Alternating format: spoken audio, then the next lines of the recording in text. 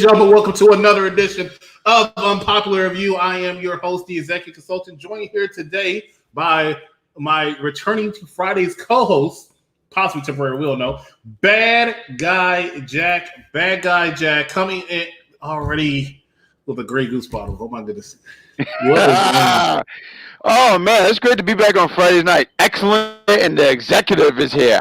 What's going on, ladies and gentlemen? First of all, you're going to stop taking my street name. That's one, right? And then second of all, have some professionalism, have some decorum here. You are here on the A show. You are here on Friday Night SmackDown. I had to come and bring some dignity to this show. And Dylan, you're looking thinner. You're looking a little blacker. What's going on? You been working out? I was in the sun. Yeah. The sun must have burned off a couple pounds. But it's good to see you, Decap. I'm interested in seeing you. I am here. If I was more professional, I would have had my tie, but it's really in the closet, and I just don't want to get up and leave. So this is the best you got right here. Boom. Let's start here. Start off because we got people commenting already. Mike Riggs says, good evening, Unpopular Review fans. This is Mr. Mike Riggs. Welcome you, ladies and gentlemen, to the January 15th, 2021 edition of Unpopular Review Friday Night SmackDown. Mike, I could have said it better myself at the beginning of the show. Yes. Mr. Mike Riggs says, I have respect for Ray Mysterio since he debuted on SmackDown back in 2002. And I remember when Ray Mysterio drew number 2 at the 2006 Royal Rumble event, and he won it all. Mr. Mike Riggs, continuing on.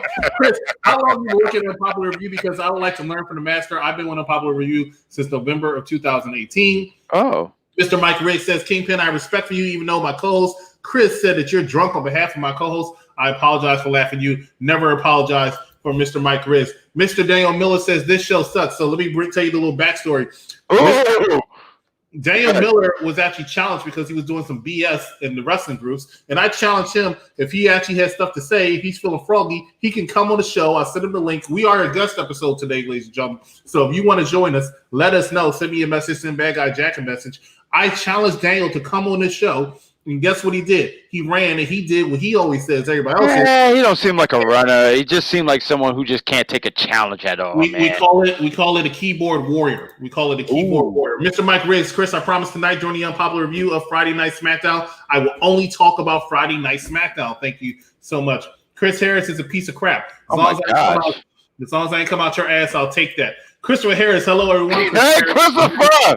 That's right. That was a lovely red shirt. Derek Mitchell, what's up, Chris? Derek Mitchell is one of our more intelligent. He's a great guy.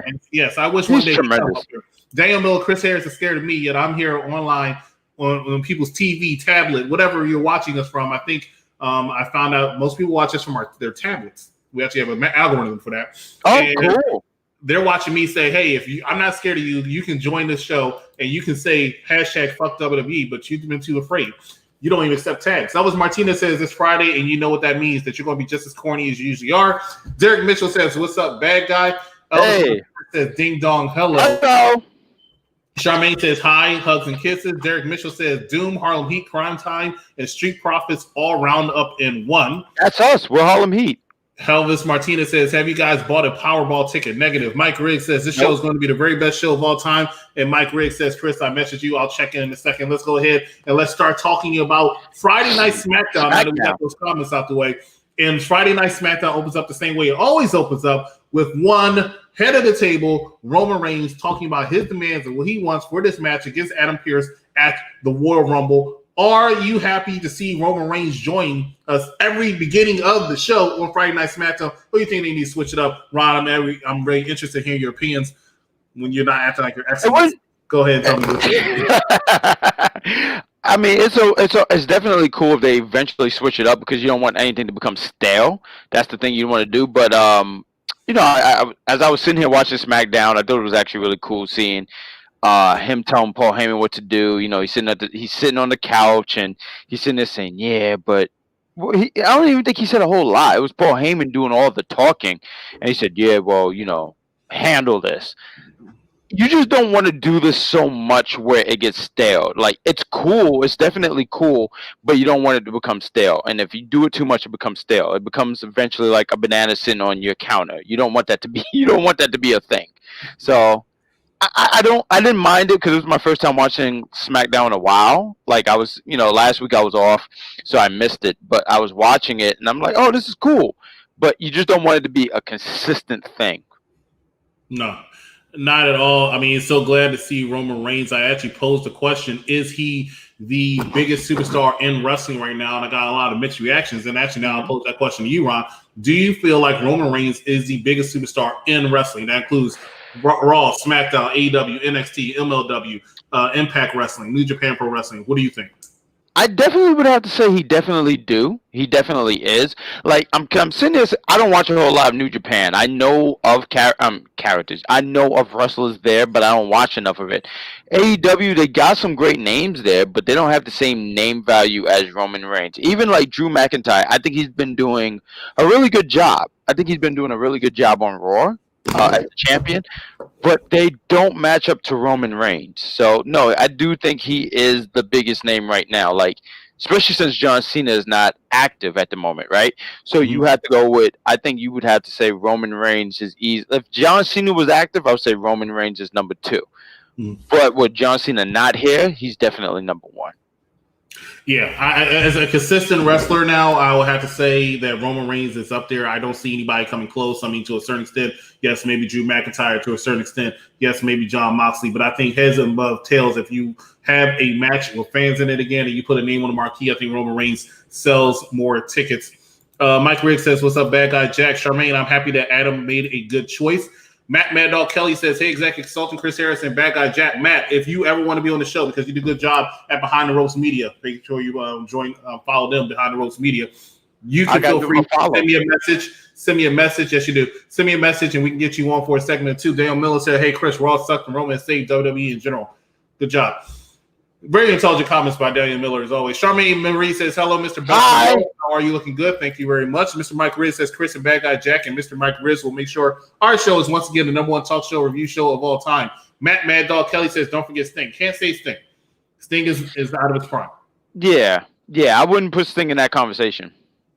The Attitude Era had the same problem during the McMahon-Helmsley era with them starting every show, and that's true. And I actually was never really a fan of the McMahon-Helmsley era until Vince McMahon came out and joined them. Before that, I thought they were very boring. They just came out and did the same thing each and every single week. This is the first time Roman Reigns actually looked at the end of the show, and we'll talk about it a little later, where he actually looked distressed. Most of the time, he was ready to He did look really annoyed. He did look really annoyed. This clown again. Roman's the top heel in all of wrestling. Elvis Martinez says that Goldberg wins the Royal Rumble, then comes the Miz to cash in and wins that. What would you do that happens to Miz beat Goldberg? I'll be very happy to see Miz with that World Championship again. Okay, let's dissect that a little bit. It said if Goldberg wins the Royal Rumble, which I doubt, and then the Miz cashes in, I don't see Miz pinning Goldberg at all. I really don't. But why don't you? Make it make sense. Okay, cool. So I bet Goldberg beats Drew McIntyre. All right, cool. I feel like Miz just don't have no. And granted, with the Money in the Bank, he can cash in at any time. He can do everything. Happy birthday, Shane McMahon. Yes, happy birthday, Shane. I don't even know how old the fella is, but 51 or 52. Oh wow, really? Wow. I thought he was in his late 40s. But I feel like the thing is like. Okay, Goldberg beats Drew McIntyre. He beats this guy. He doesn't beat The Miz? I don't know. I that right there, I'll be like, and I get wrestling is you gotta suspend your disbelief. I understand that. I get that. But The Miz beating Goldberg, that would be one of those things. Miz is smarter. He's who? He's smarter. He's craftier. I can see him beating Goldberg. I would sit here and say I just don't see it. I mean, I feel like Goldberg should destroy Miz, and you're such a hater. You're such a hater. I bring you back to Friday, and this is the things I get you hating on the Miz. The Miz should be your next WWE World Heavyweight Champion, and I'm have to stand by that. Let's see. Roman Reigns has the look, heritage, and pedigree. I would agree. Reigns is number 1 guy in the wrestling world right now. Yes. Hashtag ban Oberg. I remember Shane McMahon.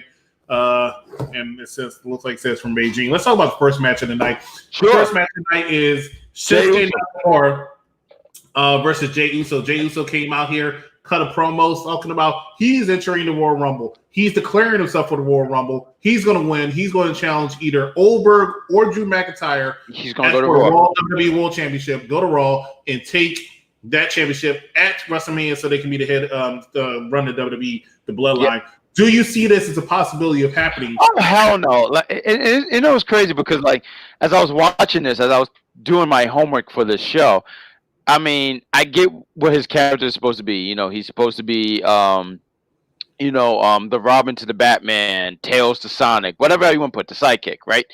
Mm-hmm. But he was saying all this stuff, and I was just like, oh my God, he's really just really, I don't know. He's doing his job. He's doing his job.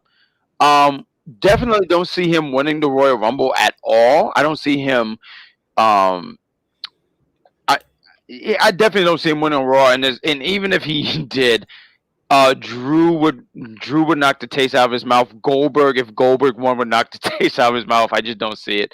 Like I said, he did his job very well. What is the thing? People say he was shelling very hard. He was sitting there saying, "Yeah, my cousin did this and my cousin did that, but then I'm gonna win the Royal Rumble, and then I'm gonna go to Raw, and then I'm gonna be Drew Oldberg." And I remember kind of like I had douche chills going down my spine. I don't know if it was cold, but I think it was douche chills coming down my spine, and I just was really turned off by it. But he did his job very well, and definitely don't see him winning the Royal Rumble. I do want to say this, if I could just take over for a second.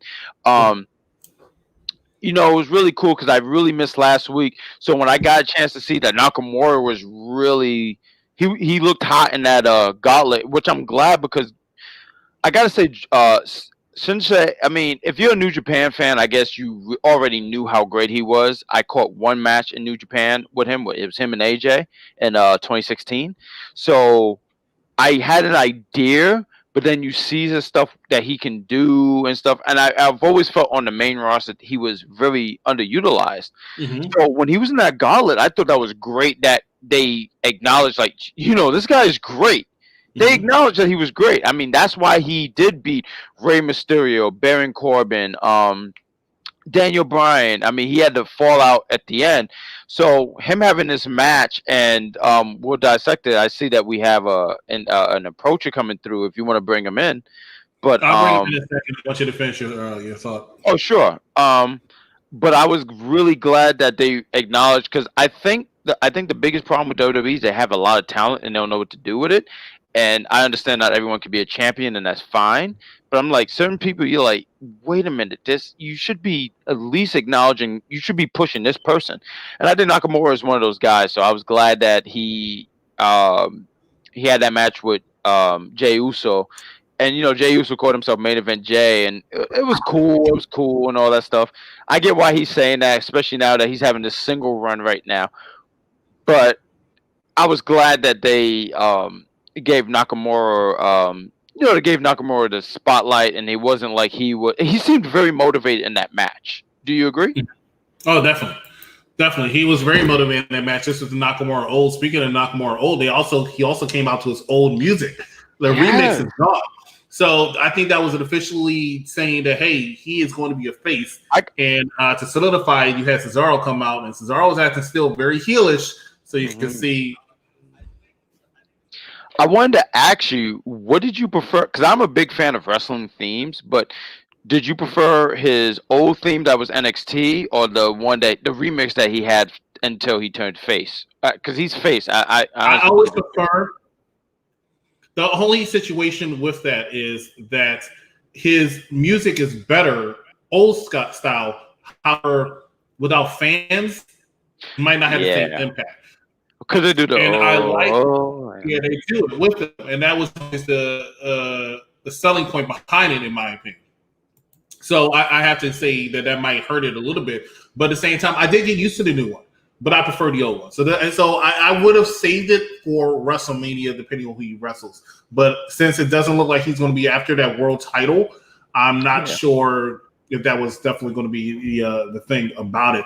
But before we finish up talking about this match, let's go ahead and bring in our first guest, ladies and gentlemen. He's been in the comments, and now he's here joining us tonight. Second week in a row, ladies and gentlemen, Mr. Mike Riggs. What is going on? Mr. Mike Riggs. It's good to see you, Chris. Jack, what's going on, brother? What's going on, fam? How are you? Man, I am so excited to be with you guys here tonight. Let's get down to it. No excuses. Let's get to it. No excuses. I don't like excuses. It's terrible. Yeah, totally. So, Chris, how's it going tonight, brother? Chris is doing well. I mean, I enjoyed SmackDown.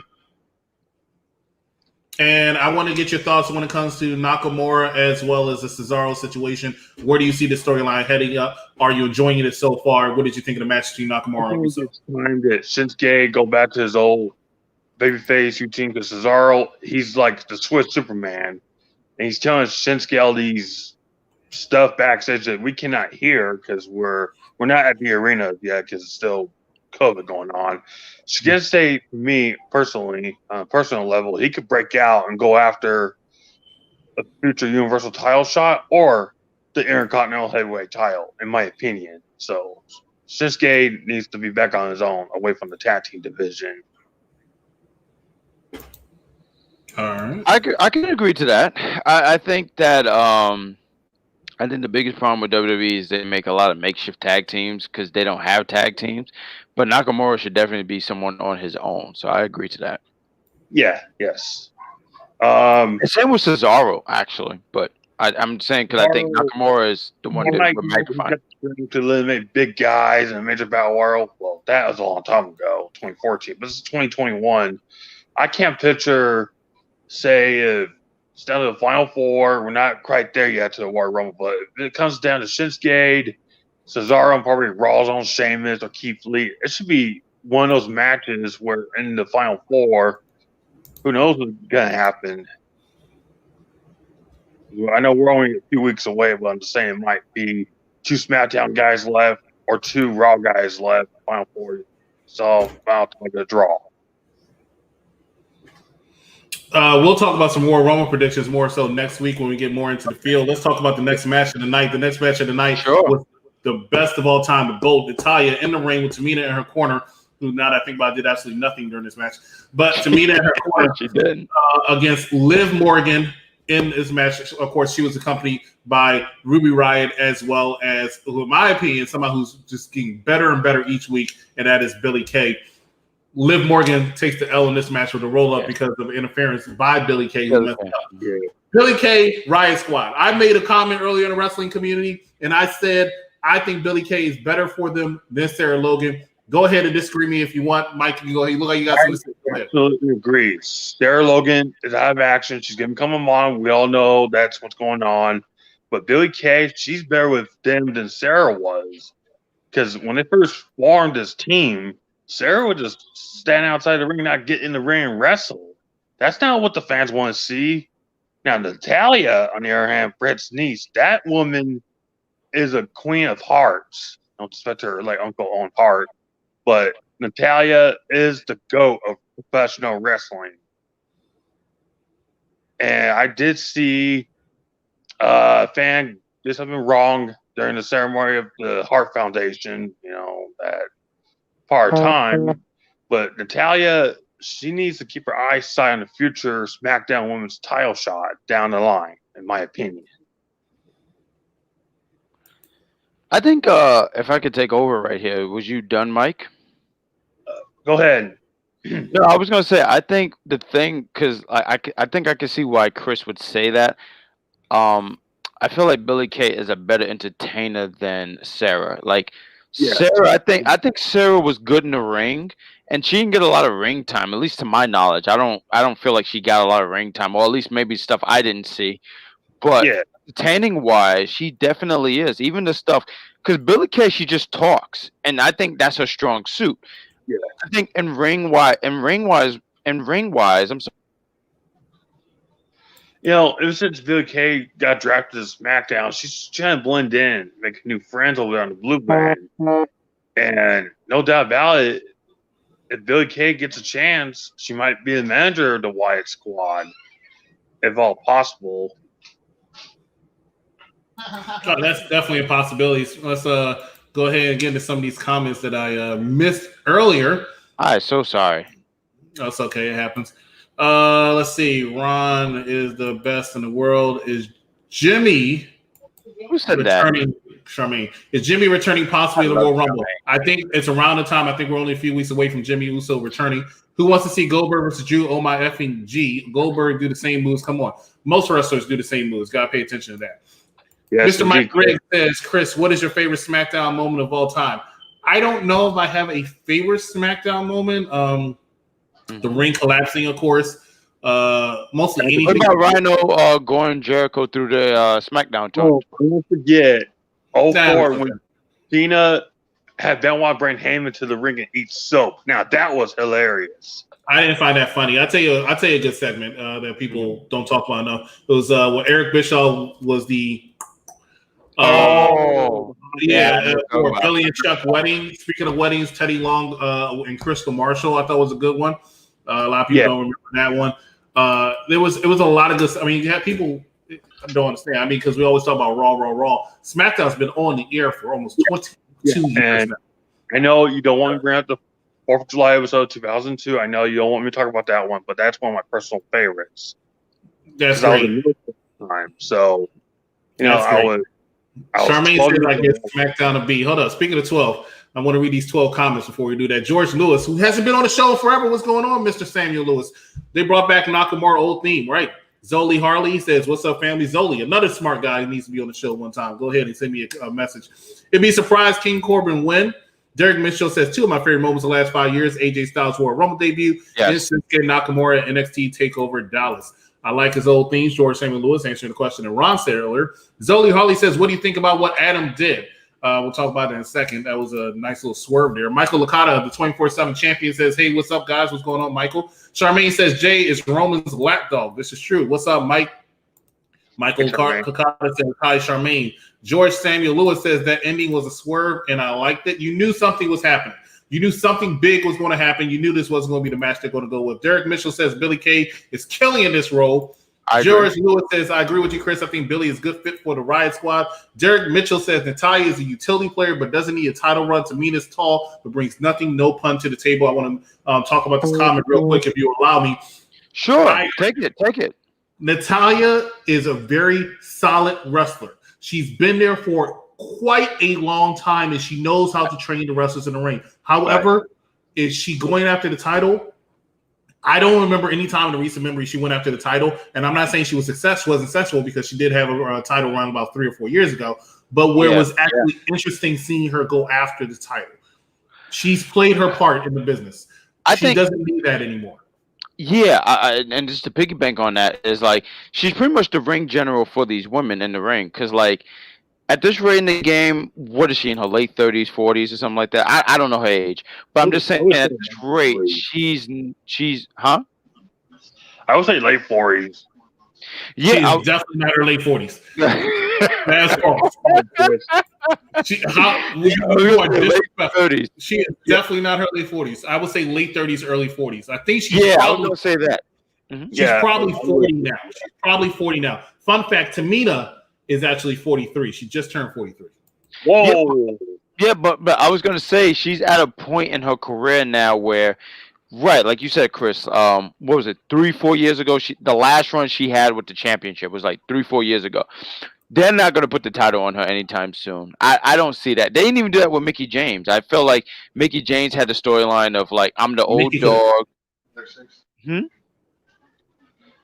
I mean, she was in that feud with Bliss a couple years ago.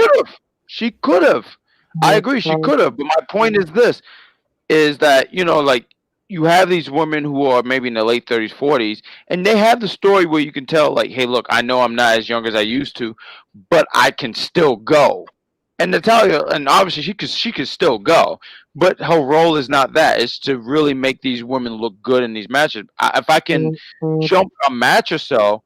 I was surprised that she pinned Liv Morgan. I was relatively surprised at that because I really thought, okay, I remember even as I was taking notes and looking on the floor because that's what I do as I take notes.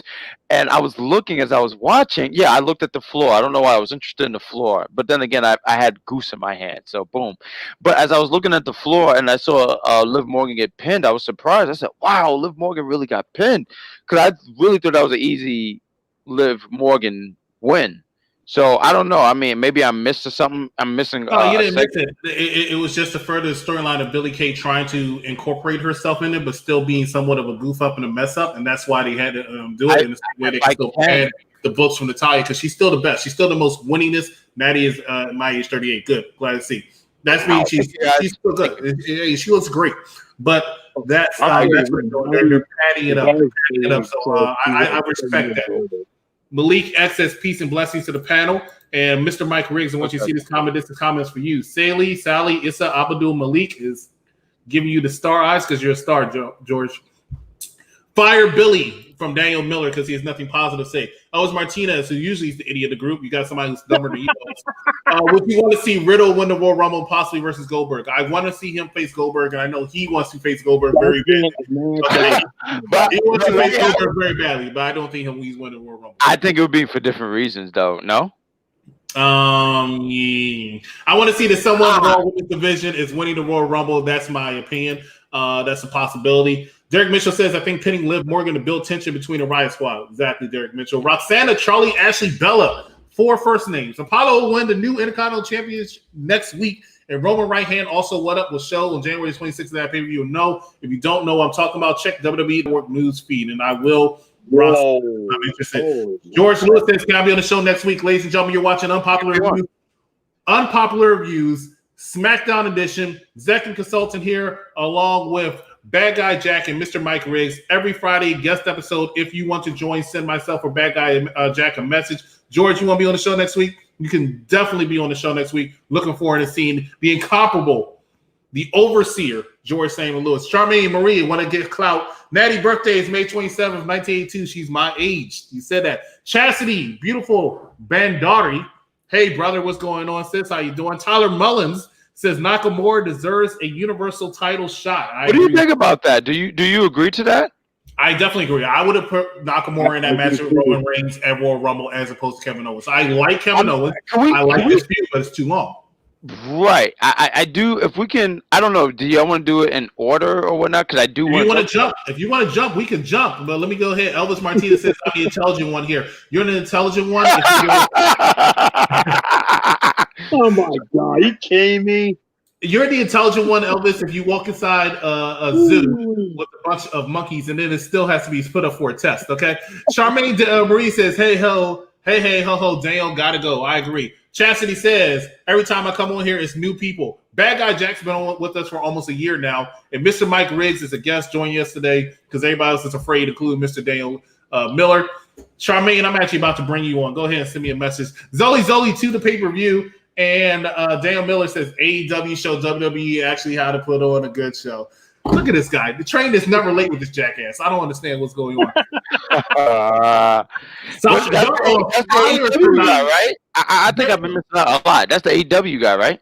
Yeah, that's the AEW guy. That's the guy that's like, oh, hey, Raw Sykes is a 0.1 out of 10. And, oh, AEW is an 8.10. Vince McMahon is here, Tony Khan, and it's like, he's talking. I can imagine him right now. If anybody sees Suicide Squad, he's like the Enchantress. So, like, that's what he's talking. He's like, just randomly shaking? Just a bunch of shaking? Yeah. That was terrible. These people are so scared of AEW, even though we do a show every Wednesday on AEW. Like, get out of here. Or March, I'm going to get my unpopular Ray and Yellow shirt. I send the link to my brother or my mom. I might get it in between February or March. So I'll be officially a member for 2 weeks. You should. Tyler Mullen says WrestleMania 37 is postponed for 3 weeks. Is that a good idea by Vince? We're actually going to talk about this. Is in my notes, but I'll say it. Why not? It's fine. I mean, they don't have fans. They probably will have fans for WrestleMania. Whether they have 5,000 fans there, 500 fans there, or 50,000 fans there, they're going to sell out regardless. So whether they have it in March, April, doesn't really matter. They want to wait. More power to them. Elvis Martinez says, you guys know that you love me. You know what I would love? I would love for you to get new lines. That's what I would love. Roxana, Charlie, Ashley, Bella says, for 2021, I want to Lee versus Otis in a one-on-one match. They have not been utilizing Otis that much. Whoa, that would be a dream match. Hello.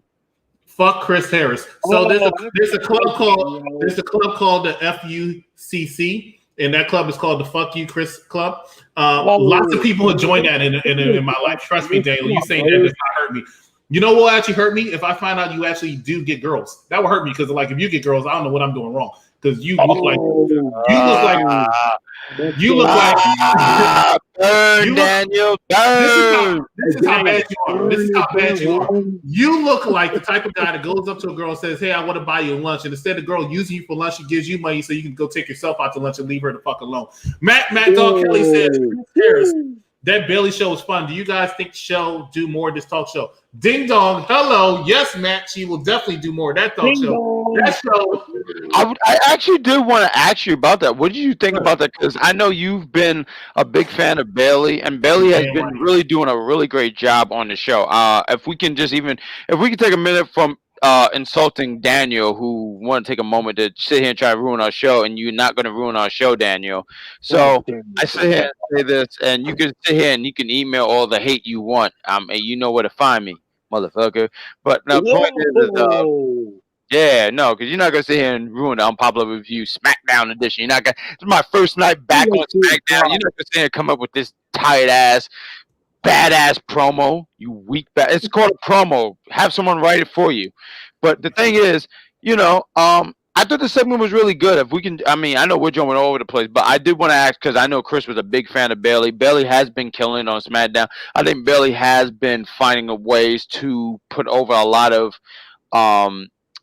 And I say I'm jumping the gun here, but if I had to go female, it's definitely Bianca Belair. But what did you guys think about this segment here? I'll go first real quick, Mr. Mike Riggs. I love this segment, and I'll tell you why I love this segment. Everybody knows I'm a big Bailey fan. I've been a big Bailey fan for the last year. I think the evolution that she has had as her character has been phenomenal. The COVID areas, or what I called it last week. I was talking to the Mark Victor Rodriguez, and I said that, we're not in the attitude era, the ruthless aggression era, the new era, or anything like that. The era that we're in right now is called the virtual era. And I think the person who has been very beneficial of the virtual era has been Bailey. I think is grown her character to the point where the confidence that she exudes when she comes out there is unlike almost any other wrestler right now. She is that good, and she's like Midas. Everything she touches is gold. She's going to put Bianca over and make her such a star. It's ridiculous. She looks so comfortable out there. It was entertaining. I love this segment. I love Bailey. She's really good. Somebody should crop this and put it on Twitter and tweet her, have her tweet me, because Bailey, you looked hot tonight. Mr. Mike Riggs, what's your opinion? Well, I've been a fan of Bailey since her NXT days. No doubt about that. She's a talented wrestler, a wonderful speaker for Be a Star. That's one of their campaigns they do for children. Make a wish. She's getting up there in the wish account. She's trying to make Belair feel welcome because she started out in NXT, didn't get a big run towards the NXT Women's title. But to have that segment talk show on SmackDown, hey, it's worth the price and admission, Chris and Bad Guy Jack.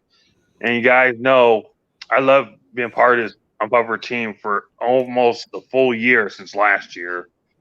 And I appreciate everything you guys do to have me on the air, and like a blessing of me to be with you guys each week in the chat, and then get the invite from you, Chris. So thank you, man. Hey, no problem. Stefan, I'll give you quick predictions, and we'll go more into depth about that over the next couple of weeks. Short predictions real quick. I have Keith Lee winning the Royal Rumble for the men's, and I have Bianca Belair winning the Royal Rumble for the women's. That's a short, and that might change in the next couple of weeks. Tyler Mullen says, so with the Undertaker being retired, but Sting is in AEW, has had the same amount of years as career as Sting. Does Sting have one more match in him, or will Taker make a surprise matchup? Taker is done. I really believe Taker is done. No more. Sting will have a match or two in AEW. The good thing about Sting as opposed to Undertaker, and this is no disrespect to Undertaker, he's one of my favorite wrestlers of all time. I actually like him more than Sting, but Sting moves better than the Undertaker. I'm sorry. So I think Sting is capable of having a match with the. If I can interject here, they both had a match at WrestleMania 2015. I forget what number because I lose contract of numbers, but they both had matches. Undertaker had a match with Bray Wyatt. Sting had a match with Triple H. Yeah. Sting moved a lot better than Undertaker in those matches, correct? Or do you disagree? I agree 100%. Okay. And Roxanne, for this answer, I'll just say it's too close to call, in my personal opinion. I'm sorry, not too close to call, too early to call. Bailey's had one show, and Jericho did that for years. I'm not gonna lie, calling Bailey new talk show. At least JD is a legit podcaster.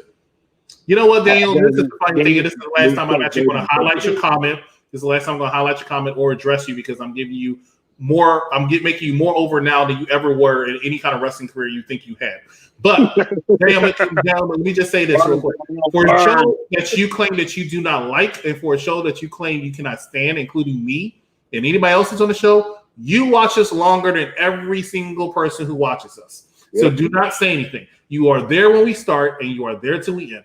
So if you do not like our show, stop watching. If you do not like people, Yep, I Like Wrestling, and us because we run it, stop being a Yep, I Like Wrestling or any other wrestling group. It's a very simple thing. But no, you like it because you like getting the attention. And I'm giving you attention. More attention than any woman or dude that you ever dated has given you. Bailey did look sexy with the glasses on. Most women look sexy with glasses on. Ooh, Derek Mitchell says, I think Bailey has benefited from the virtual era and her character has evolved for the better. Zoe said, the 3 times, do you think he's going to win? No, I do not. No. If Derek Mitchell says the Undertaker has had hip surgery which affects his mobility, that is true. which is 100% true, even though he still moves better than before that hip surgery. But you're 100% correct. But Sting has also had injuries over the years. But let's talk about it real quick. Let's talk about Kevin Owens getting another title shot. I like the swerve at the end. You know what I love about Roman Reigns? I love this period. It's the small things. That's why I used to always say, why I like Paul Heyman. It's the small things. When they come out, they always come out the same way, which most wrestlers do. They come out the same way. Roman Reigns comes out. He stands at his spot. He raises his belt. And Paul Heyman stares at the belt the entire time it's in the air. And it's just so great. I love it. And then as he's walking, Roman walks in the ring, Paul Heyman looks at him with the most loving eyes the entire time. Doesn't even walk to look to see where he's going. Just constantly look at him. And then Jey is also just there, just as the right-hand man, always looks like he's ready to scrap. Speaking of which, it's funny how Paul Heyman called Adam Pearce earlier in the show Scrap Daddy, which he used to call himself back when he worked the independent scene. But it's just small things. I really, really like that angle. And then for him, every time he does his contract signing, saying, hey, I want to sit at the head of the table, not across. I have to sit at the head of the table is really, really well done. But seeing Kevin Owens, when you saw Adam Pearce get happy over the signature and stuff, you knew it was a swerve coming. I had a feeling it was Kevin Owens. I was swearing I hope Nakamura was coming out. I was a little disappointed to see Kevin Owens, but you know what? At the same time, I'm a big fan of Kevin Owens, and I feel like he sells everything he does very, very well. Even if I don't like a segment, he always makes it entertaining to me somehow. And I think this last man standing match is going to be a very, very good match at the Royal Rumble. I'm looking forward to. Mr. Mike Riggs, your thoughts? Wow, last man standing match. That is going to be a drag down Slava knocker. Sorry to steal out from John Ross. I know that's his catchphrase. But for KO to win, it's a little quicker than the tribal chief. I know there's going to be bloodshed. I know how that match goes. It gets bloody by the 30 or 40 minute in the time limit in the match. But if Owens to win, he needs to bring out a little Bam Bam Bigelow in him and take the tribal chief to school. I'm not gonna lie, Mike. When you said bring out some Bam Bam, I was saying you want him to tattoo his head. Yeah, kind of pay homage to the man, the beast from the There you beast. go. Can I comment on this real quick? Jay Cargill and I mean anybody who follows me on Twitter will know that I'm like have a crush on that woman hard, and I know she's involved with the child and stuff like that. But I'm crushing on that woman. I mean, because she has a child, you know. Right. Mom with that kind of body. Oh my God, you're hot. Wow, you're watching. I know you're watching too. You know, hey, you know, no disrespect to your man, you know, but if y'all have a falling out, Chris Harris, will Seth Rollins return after Royal Rumble? Hold on, Mr. Mike Riggs. Will Seth Rollins return? I think he'll return the week before the Royal Rumble. I don't think he'll be a surprise entrance because that won't be much of a surprise. If you think if he does return, let me ask, babyface or heel? Dylan and I always get an argument. He swears up and down he's going to come back as a babyface. I don't see it.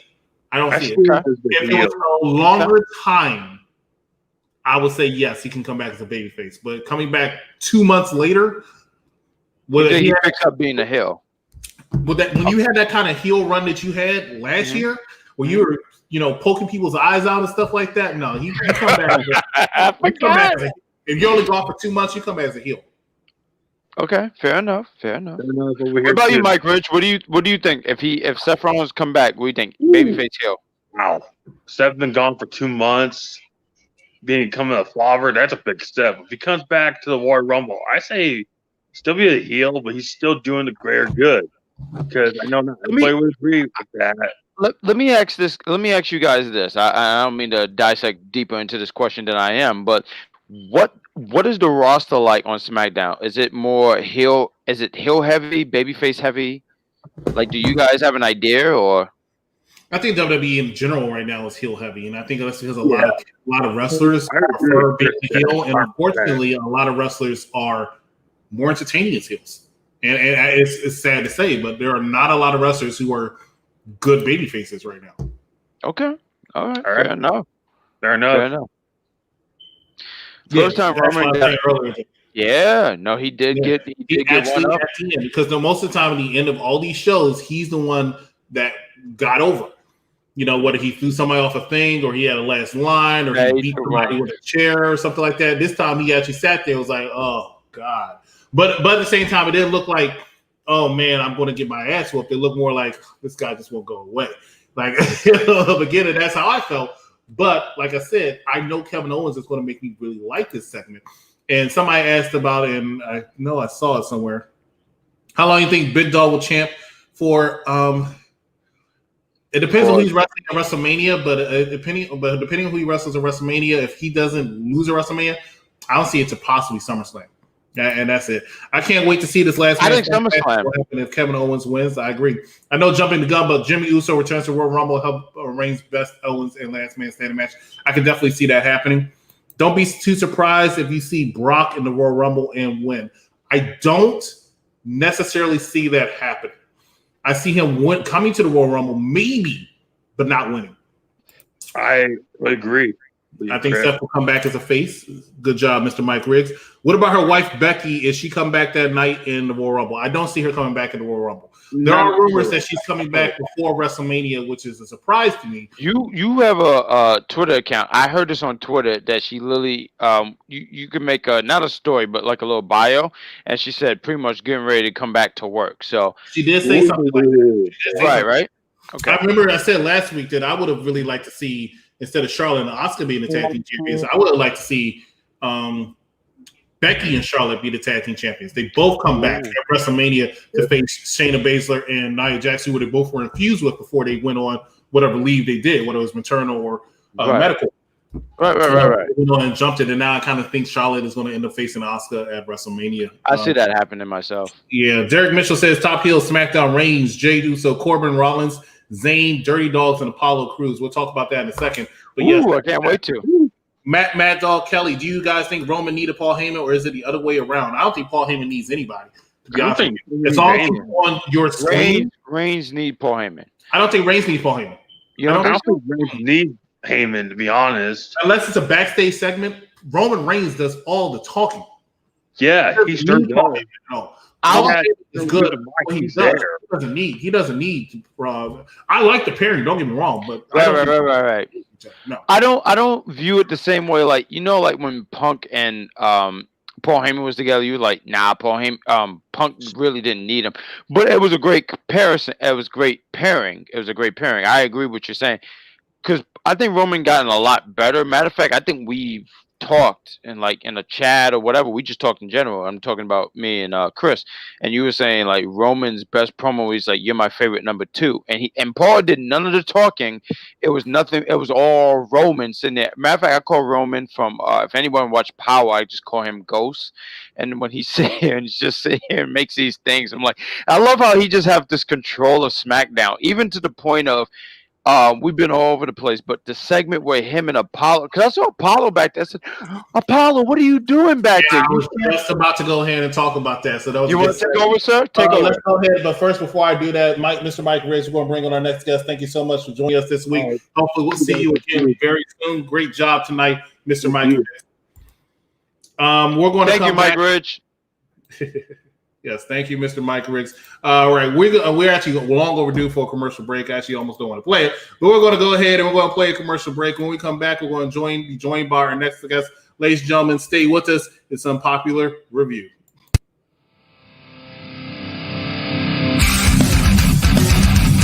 I think it's the wrong. But my life hasn't been what you probably think it has. We all have our struggles.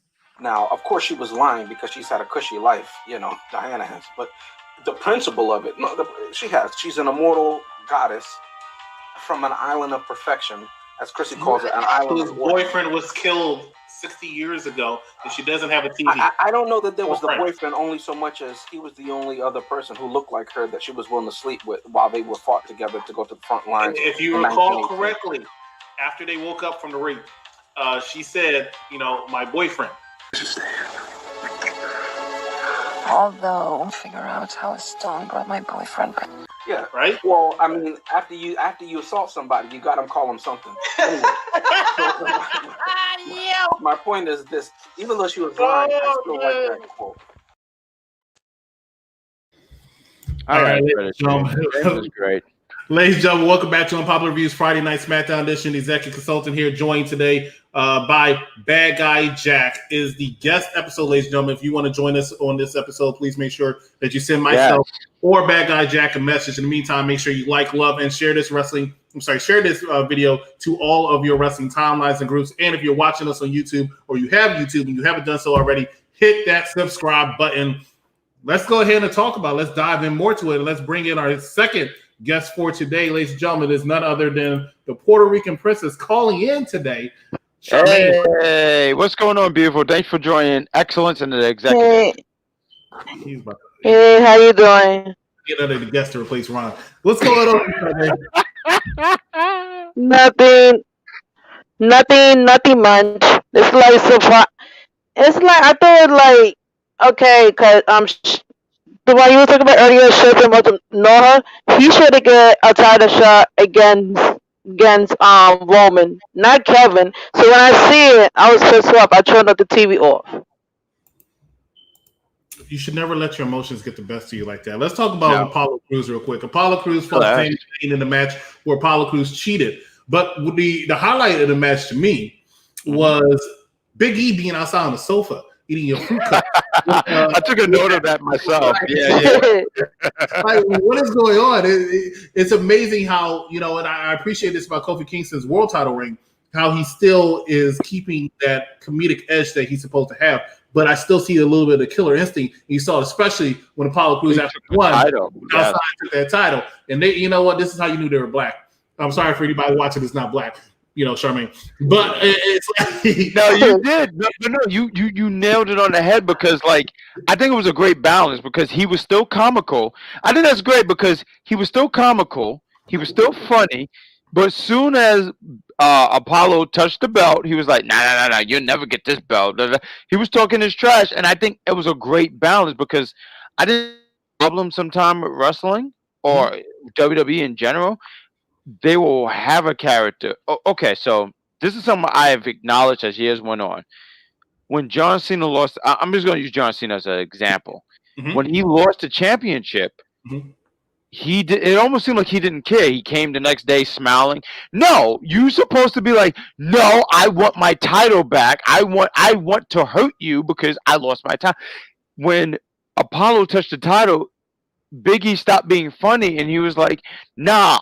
Like, you never get this title. You might have, matter of fact, there was a funny thing that was brought up to my attention.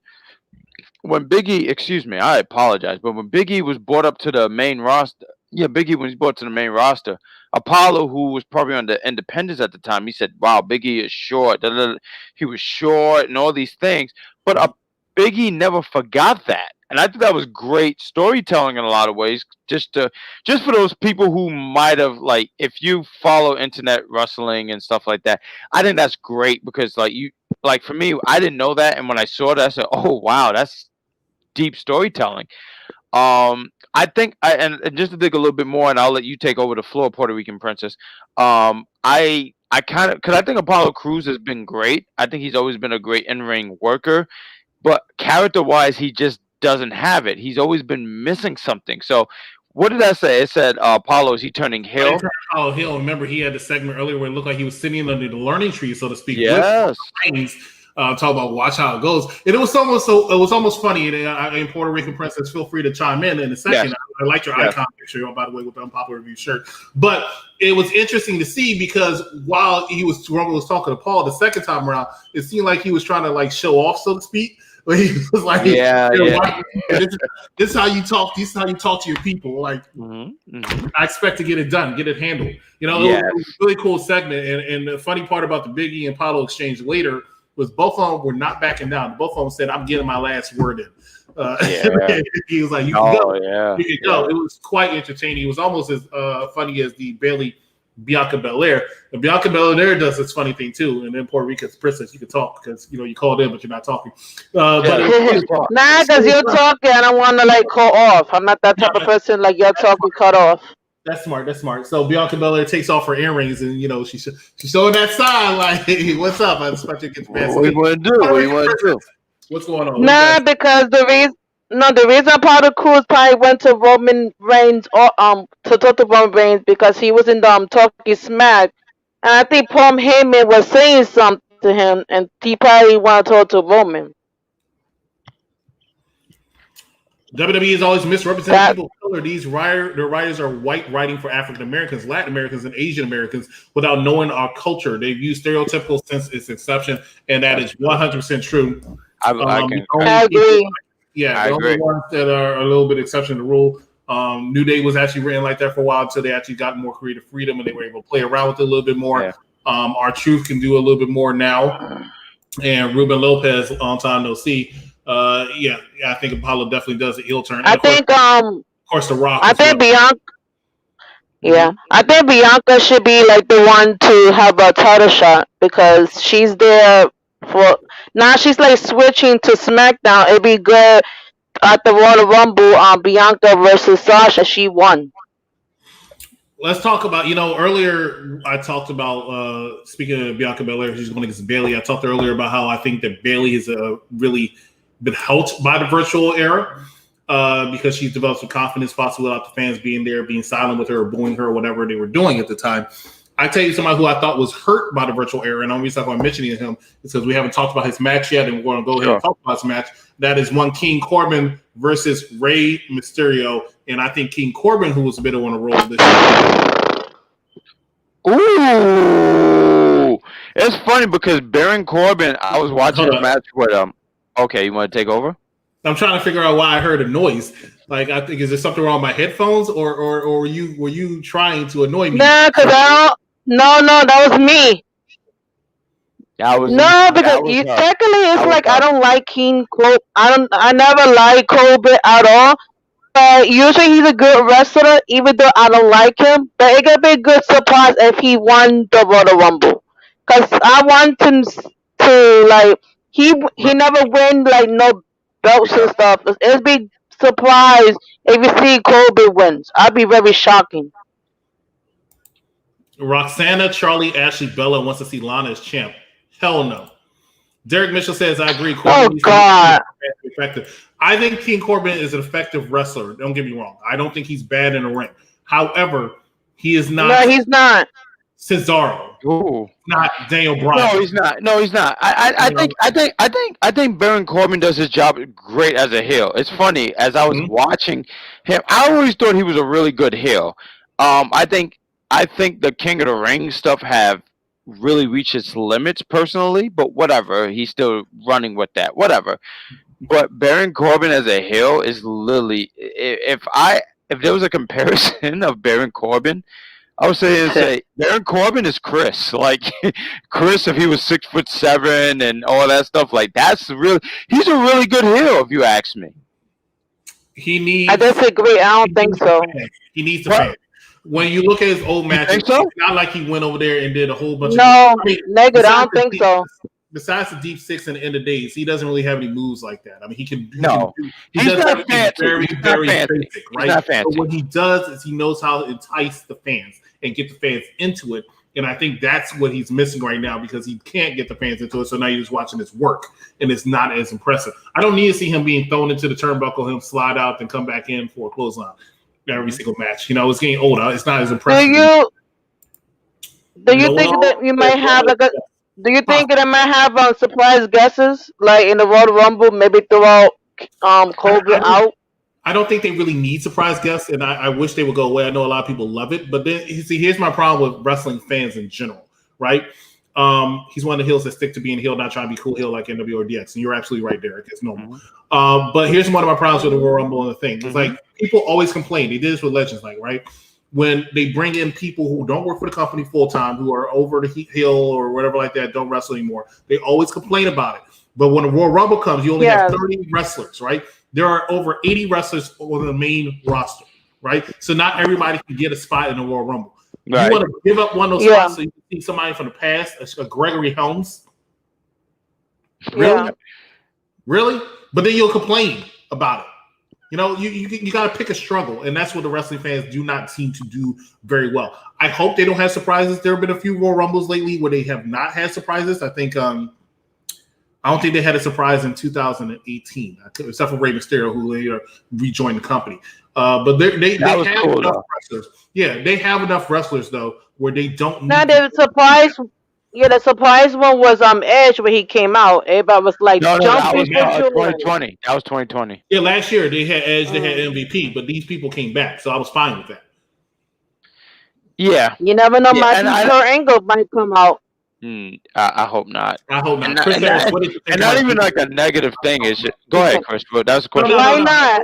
Go ahead. We'll talk about that next. Go ahead. No, because I was gonna say Kurt Angle. Only reason with Kurt Angle is because I think his body's been beat up as hell. So like, the thing is, as much as I remember a friend of mine one time said, "Hey, what's gonna happen when we get older and some of our favorites they get older and they can't wrestle anymore?" And I just couldn't imagine that, but it happens. So my point is, like, when they get older and their bodies beat up, I don't want to see them in the ring anymore. If they can't even do certain things, it's like, nah, I don't want to, because I don't want you to get in the ring and get hurt. I don't. Even when Edge returned last year, it was cool, but I'm not gonna lie, I got scared when and credit to Baron Corbin, I want to throw that out there. When he hit him with that deep six, I did get concerned. I got worried. He spinned him. And, you know, Edge have a bad, bad neck, right? So you get kind of concerned because you don't want people getting paralyzed. But he took care of him. So I'm just saying, Kurt Angle, I wouldn't want to see him in there. I wouldn't want to see him. I think he had a great career. I'd rather watch him from years past than right now, personally. I completely agree. I disagree. Okay, why? Can I say something real quick? You said, like, you don't want to see, like old people or like somebody returning. You should see Monday Night Raw when Triple H was fighting. Triple H looked good in his age. He's in his 40s, maybe his 50s, and he's doing very, very good in his age. It's like not all wrestlers who's getting like older in the 40s can wrestle. Ray Mysterio is still in his 40s and he's still doing he did, and Ray Mysterio is doing good. He's not. Even though he do injuries and stuff, but he come back. But usually Ray Mysterio come back stronger. He also is putting people over. It's pretty much what he's been doing since he signed with the WWE 2 years ago. He's been putting people over. And that's what he's doing because he's at the twilight of his career. He's in his mid-40s. Triple H is in his early 50s. But my situation, what I'm saying is, Mustafa Ali came out on Raw Talk a couple weeks ago, and he had this great promo where everybody was talking about it, and he was talking about how they spend too much time with the legends, right? Yeah. And most people are saying, I agree. And then at the same time, Charmaine, you're saying here, you're telling me, like, hey, we should just go ahead and bring them out because they look good for their age and stuff like that. But when you do have a Triple H come out here, which is, understand, he's not on TV. I really think he only came out on TV because Drew McIntyre has the COVID. But when he comes out, that puts somebody not on TV. He was going to say it to... You know, even the Legends he was Night, going to say it to... And then I got to move on to this next match. But even Legends Night, people talked about, I don't want to see the Legends. And I said this, the Legends did not really come out. They were in backstage segments for short segments. Their focus stayed most of the time in the ring with current wrestlers. The biggest wrestler to come out in that ring was Goldberg. That's true. That's why the Legends were all B-star legends, except for the normal people, you know, Big Show, Ric Flair, and Hogan. But besides that, they did not do much. Some of them didn't even speak. Yeah. All right, so they know they have to focus on newer talent, and that's one thing that I think that SmackDown, if anything, is doing very well. They are focusing on a lot of new talent here, which is how we're going to segue into these two are not new. They're actually veterans, but Daniel Bryan versus Cesaro. Daniel Bryan always stays pretty much in the main event, but Cesaro looks like he's getting pushed, and he actually beat Daniel Bryan, which is the second Daniel Bryan loss in a row. But Daniel Bryan also is in the twilight of his career and is putting people over, even though you said it, he's probably going to win a Royal Rumble, and I can see him win a Royal Rumble because I see him taking these L's going into the Royal Rumble and then going into Roman Reigns. And before you go ahead and talk more about it, Ron, let me address this comment. Sure. Jinder needs to return. In 26th, they're doing a special for India, and Jinder Mahal returns then. But go ahead, Ron. No, I thought this was actually a really good match. I was in between, but I mean, it was a really good. And I say Indies match because that's hey, see what's going on. See you tomorrow, darling. But I thought it was a really good match. I mean, when I heard this was going to be a match, and just to give some substance to it, Daniel Bryan, he was training with the Alpha Academy. He was training with Otis and Chad Gable, and and it's cool because you know what? This era, I don't know. I think a lot of people call it the COVID era, right? This whole thing going on. Cesaro interrupts this interview, and what was that? She keeps making No, these noises. Daniel. No, Daniel Bryan. Technically, no. No, 'cause I'm like disagreeing. Daniel Bryan don't need train with Otis and Shorty G. He got trained already. I don't know why he's there. Come on, he got trained by HBK. What the hell he want train with Otis and this guy? They both whack anyway. Do you know why they doing that? He does that because he's trying I don't know to get them over. He's trying to give Yeah. them a run. So even though they're not out there wrestling, because it's only a 2-hour show, thank God we don't want it to be 3 hours, but it's only a 2 hour Oh my show. God! They want to still make them feel special, so they put Right. them. Yeah. Arguably, still in my opinion, your most popular as far as being over, because I think if we did have fans, Daniel Bryan still gets the biggest reaction. Maybe against Drew McIntyre, you have to. I don't know. I have to gauge it now, but we don't have fans. I think it would be bigger than Drew. I think it would be Drew. Not to say because I think Drew had a great reaction at the Royal Rumble. I'm going off Royal Rumble, right? So Royal Rumble, he had a good reaction, especially when he kicked Brock Lesnar. Yes, absolutely. We were at the bar, and granted, we were at the bar, but even then, I think we could pick up the energy where everyone was like, "Oh," and granted, I did think Drew. I remember. Yes, I remember. I was there. Are you sneezing? What was that? Yeah, that was mad loud. No. I mean. No, that was my husband in the background. You said that was my husband in the background. You're In the married? background. Husband? No, not married. No, technically I'm not married. If you was somebody that long, I'm gonna call him a love marriage. So we That both call each other husband and wife. That is so sweet. Zoe says, ask you this question about the WWE Championship. Drew McIntyre versus Goldberg. Do you think he's going to be 100? I think so. He's not really experiencing symptoms, and usually the recovery time for COVID is it's like 2 weeks, right? Yeah. So I think he'll be perfectly Yeah. fine. Yeah. Derek Mitchell says some of the best. It's like shocking about that. Go ahead. It was shocking about that. It's like usually it may be confused. It's like when this week we found out that Drew got COVID, but last week he was fighting Keith Lee. Oh my God. That's Ron's opinion of your opinion. Let's see. Derek Mitchell says some of the best legends to return to Royal Rumble. Mr. Perfect in 2002. Rob Van Dam actually returned multiple times. I don't remember those off the top of my head right now. Booker T and Kevin Nash was in 2011. Those were good returns. Triple H just wrestled on Raw to fill in for Drew McIntyre. I can believe that. Bryan versus Cesaro flashback and Ring of Honor was a very good match, very well done. Cesaro was a little Yes, I went to the match and I saw them. If I can ask, was any of you guys surprised that Cesaro got the win? Because I was surprised. I was surprised because I thought somehow it was going to be more along the Nakamura field. To extend that, have Cesaro lose and like, I couldn't win my match, but Nakamura won his match or something like that. So seeing that makes me intrigued. I wasn't surprised. Okay. I wasn't surprised. Daniel Bryan historically is one of the top 10 most popular stars in WWE. That's hard to do with Hogan, Stone Cold, The Rock, Cena, Taker, and HBK. And you're 100% right. Like I said, and I've said this plenty of times. Yes. And the reason I'm going to say that is not necessarily because of, merchandise sales. He sold merchandise, not like Cena or something like that. But as far as crowd reaction and pop, not too many wrestlers have the crowd in the palm of their hands like Daniel Bryan. I watched a scene earlier this year, last week. Who you want to win the Royal Rumble? What kind? I'm in the middle of a story. You ask me that kind of nonsense. What's going on? So I watched. I'm sorry. I'll be quiet.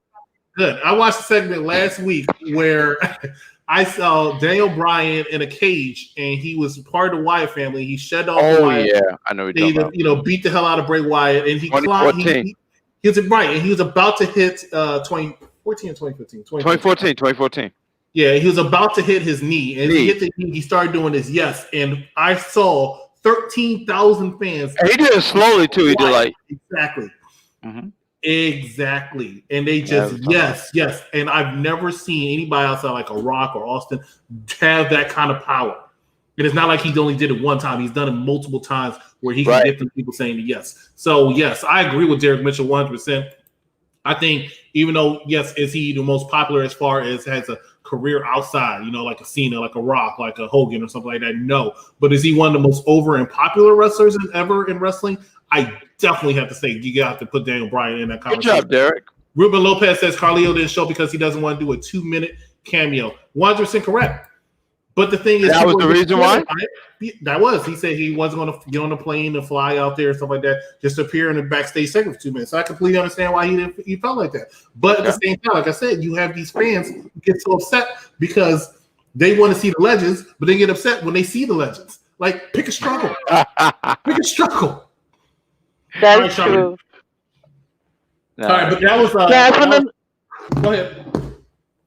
Go ahead, darling. I just want to know at the Royal Rumble for men who you want to win and why, and the same thing as the females.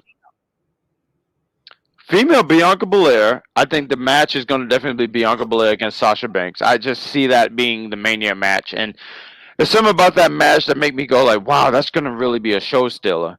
Men-wise, Daniel Bryan. I stick with Daniel Bryan going against Roman Reigns. Those are my two picks. Things could change in 2-3 weeks, but Daniel Bryan and Bianca Belair off the top of my head. Let's see. Derek Mitchell says Daniel Bryan had one of the most organic rise in popularity ever. True. That's true. Kobe talks. Got to give WWE credit for creative ways on how wrestlers become entrants for the Rumble. Yeah, they just go in there and say, "Hey, I'm entering." Some people, like Drew Gulak, you're not big enough to declare that. And then other people can just say, "I'm in it." And they said, "Okay, fine." George, there was a few entries, yeah. Okay. To answer your question, I said I think Keith Lee is going to win, and that is actually the person I'm pulling for to win the Royal Rumble. Secondary with a little bit simple. No, actually, I want to see Big E win the Royal Rumble. That would be cool. Go ahead. I'm sorry. Go ahead. I'm sorry. I want to see Big E win the Royal Rumble because I would like to see him versus Roman Reigns at WrestleMania. Why?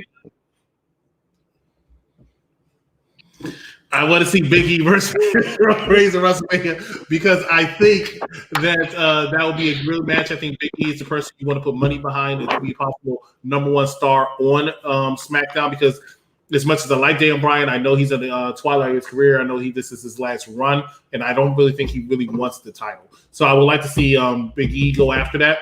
That's one, if not Keith Lee, because I think Keith Lee is your guy on Raw. Right, I think he's the person you want to push behind once he loses weight. I think he's the person who could be the next star on Raw. So that's why I want to see that. For the women, only Bianca Belair. The money match for the women is Bianca Belair versus Sasha Banks. That is your money match. There's no other match you want to go with. I don't care about Charlotte and Asuka. Not saying I don't care about the two of them because they're tremendous athletes, and I wouldn't mind seeing them at WrestleMania. But your money match for the women at WrestleMania is Sasha versus Bayley by far. Charmaine, you can answer your own question. And what happened to Bayley wins? I mean, I'm a big. What happened to Bayley wins? You must be on a delay. Okay, so I'm a big fan. I'm a big fan of Bayley, but I do not want to see her win the Royal Rumble. I don't think that's her goal. I think what she should do, if they were to bring back the Women's Battle Royal, I think she should win that.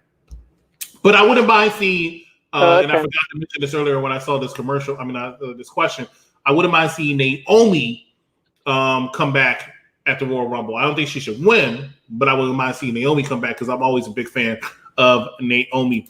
Me too. Do you think Drew McIntyre is getting his title stripped because of his No, not at all. No. At first, I thought it was Big E heading towards Nakamura to win. That's a possibility. I doubt it, but that is a possibility. Yeah. George Lewis says Sasha Banks versus Bianca Belair at WrestleMania needs to be the main event. I doubt it will be the main event though. I just do not it could be the match before the main event. I don't think it'll be the actual main event. That's if you're talking main event like how Charlotte, Ronda Rousey, and Becky Lynch, no, it's not. If you go by the top 10 women of all time, I definitely see Charlotte in there. I see Sasha Banks and Bayley. You know, the funny thing is, if you talk about the top 10 women of all time, a lot of the women now are in the top 10, and that's amazing. You know, but I know it's evolved. Women's wrestling has evolved so much. You know, you want to say Fabulous. Wow. You want to say, Medusa. You want to say Trish Stratus. You want to say Lita. But, you know, Sasha Banks, I can make an argument. Charlotte, I can make an argument. Asuka, I can make an argument. Bayley, I can make an argument. You can. I mean, I can make an argument. You get the four horsewomen. Asuka. I'm trying to think about. I mean, and I know Bianca. Even Alexa Bliss has had a really stellar career. You know, people don't pay attention to that. Alexa Bliss has had a stellar career, and she's going up against Asuka. She's going up against Asuka on Monday Night Raw, and I'm actually looking forward to that match. Now Shayna is good too. Even some people, even though like most people don't like Shayna, but usually Shayna is a good wrestler. Come on, she's a former. I'm a big Shayna Baszler fan. She's not my top 10 right now. She's not my top 10 right now. She has a long way to go. What makes her not top 10 for you, Chris? She has not done enough on the main roster yet. She's a former tag team champion, but she's only been in the company for the main roster for a year, and that's all she has to show for it. It's not her fault. I think she's a tremendous talent. She was one of my favorite wrestlers in NXT when she was in NXT. That's what I asked. In NXT, did you think in NXT she killed it? Favorite wrestler. I loved Shane. I was only you know I met wrestlers all the time when I was going to NXT each week. Right. And I only met one wrestler that actually had me starstruck, and that was to a certain extent anyway. And that was Shayna Baszler. That was the only one. You know, and I met Matt before I knew Matt. Keith Lee. You met Rhea. Hall, Kevin Nash. Yeah, Rhea Ripley and I went at it because we couldn't stand each other. You know, Angel Garza. I met Tommy Dreamer a lot too. You must be so proud. So I met all these people, and and I was only starstruck by Shayna Baszler. Lana or Rhea? Rhea, of course.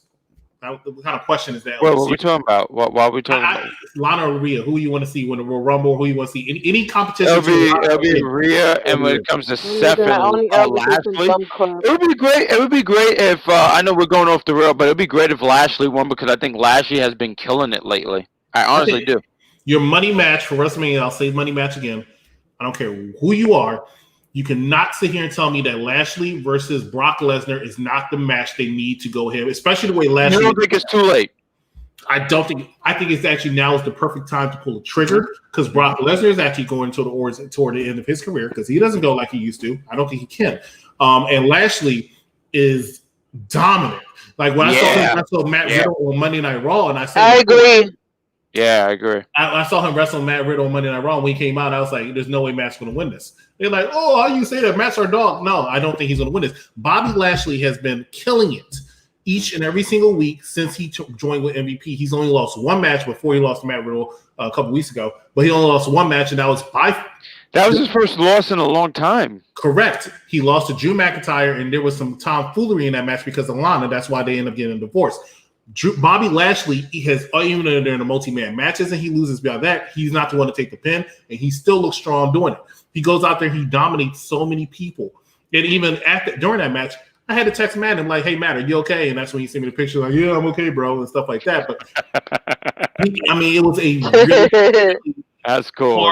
Person. Yes, I think Bobby Lashley and Brock Lesnar is definitely your money match. Keith Lee is the only single upper level black star not associated in a tag team or faction. I wouldn't mind seeing Keith Lee win the Rumble. I don't want to see Big E win the Rumble as the Intercontinental Champion. I agree with you. Not as the Intercontinental Champion. Yeah, that's why when you said Big E, I was like, if he didn't have the title, I'd be like, yeah, because I feel like there's a lot of few in Big E, and I'm really excited about the stuff with Big E. But once he had the title, I was like, yeah, I don't think they're going to do anything with him. If he loses to Apollo Crews next week, it could possibly happen. Because that is a possibility of Apollo winning that championship. I want to see Naomi join her business. I wouldn't mind seeing them have a woman, and Naomi would be perfect. It would be different. James says, I'll do with nothing but respect for all. Respect to you too, Mr. Higgins. Mad Dog Kelly says, Chris Harris, when will Rhea Ripley get a call up? Will she go to SmackDown or Raw? If she gets called up, she's going to Raw. Raw needs her.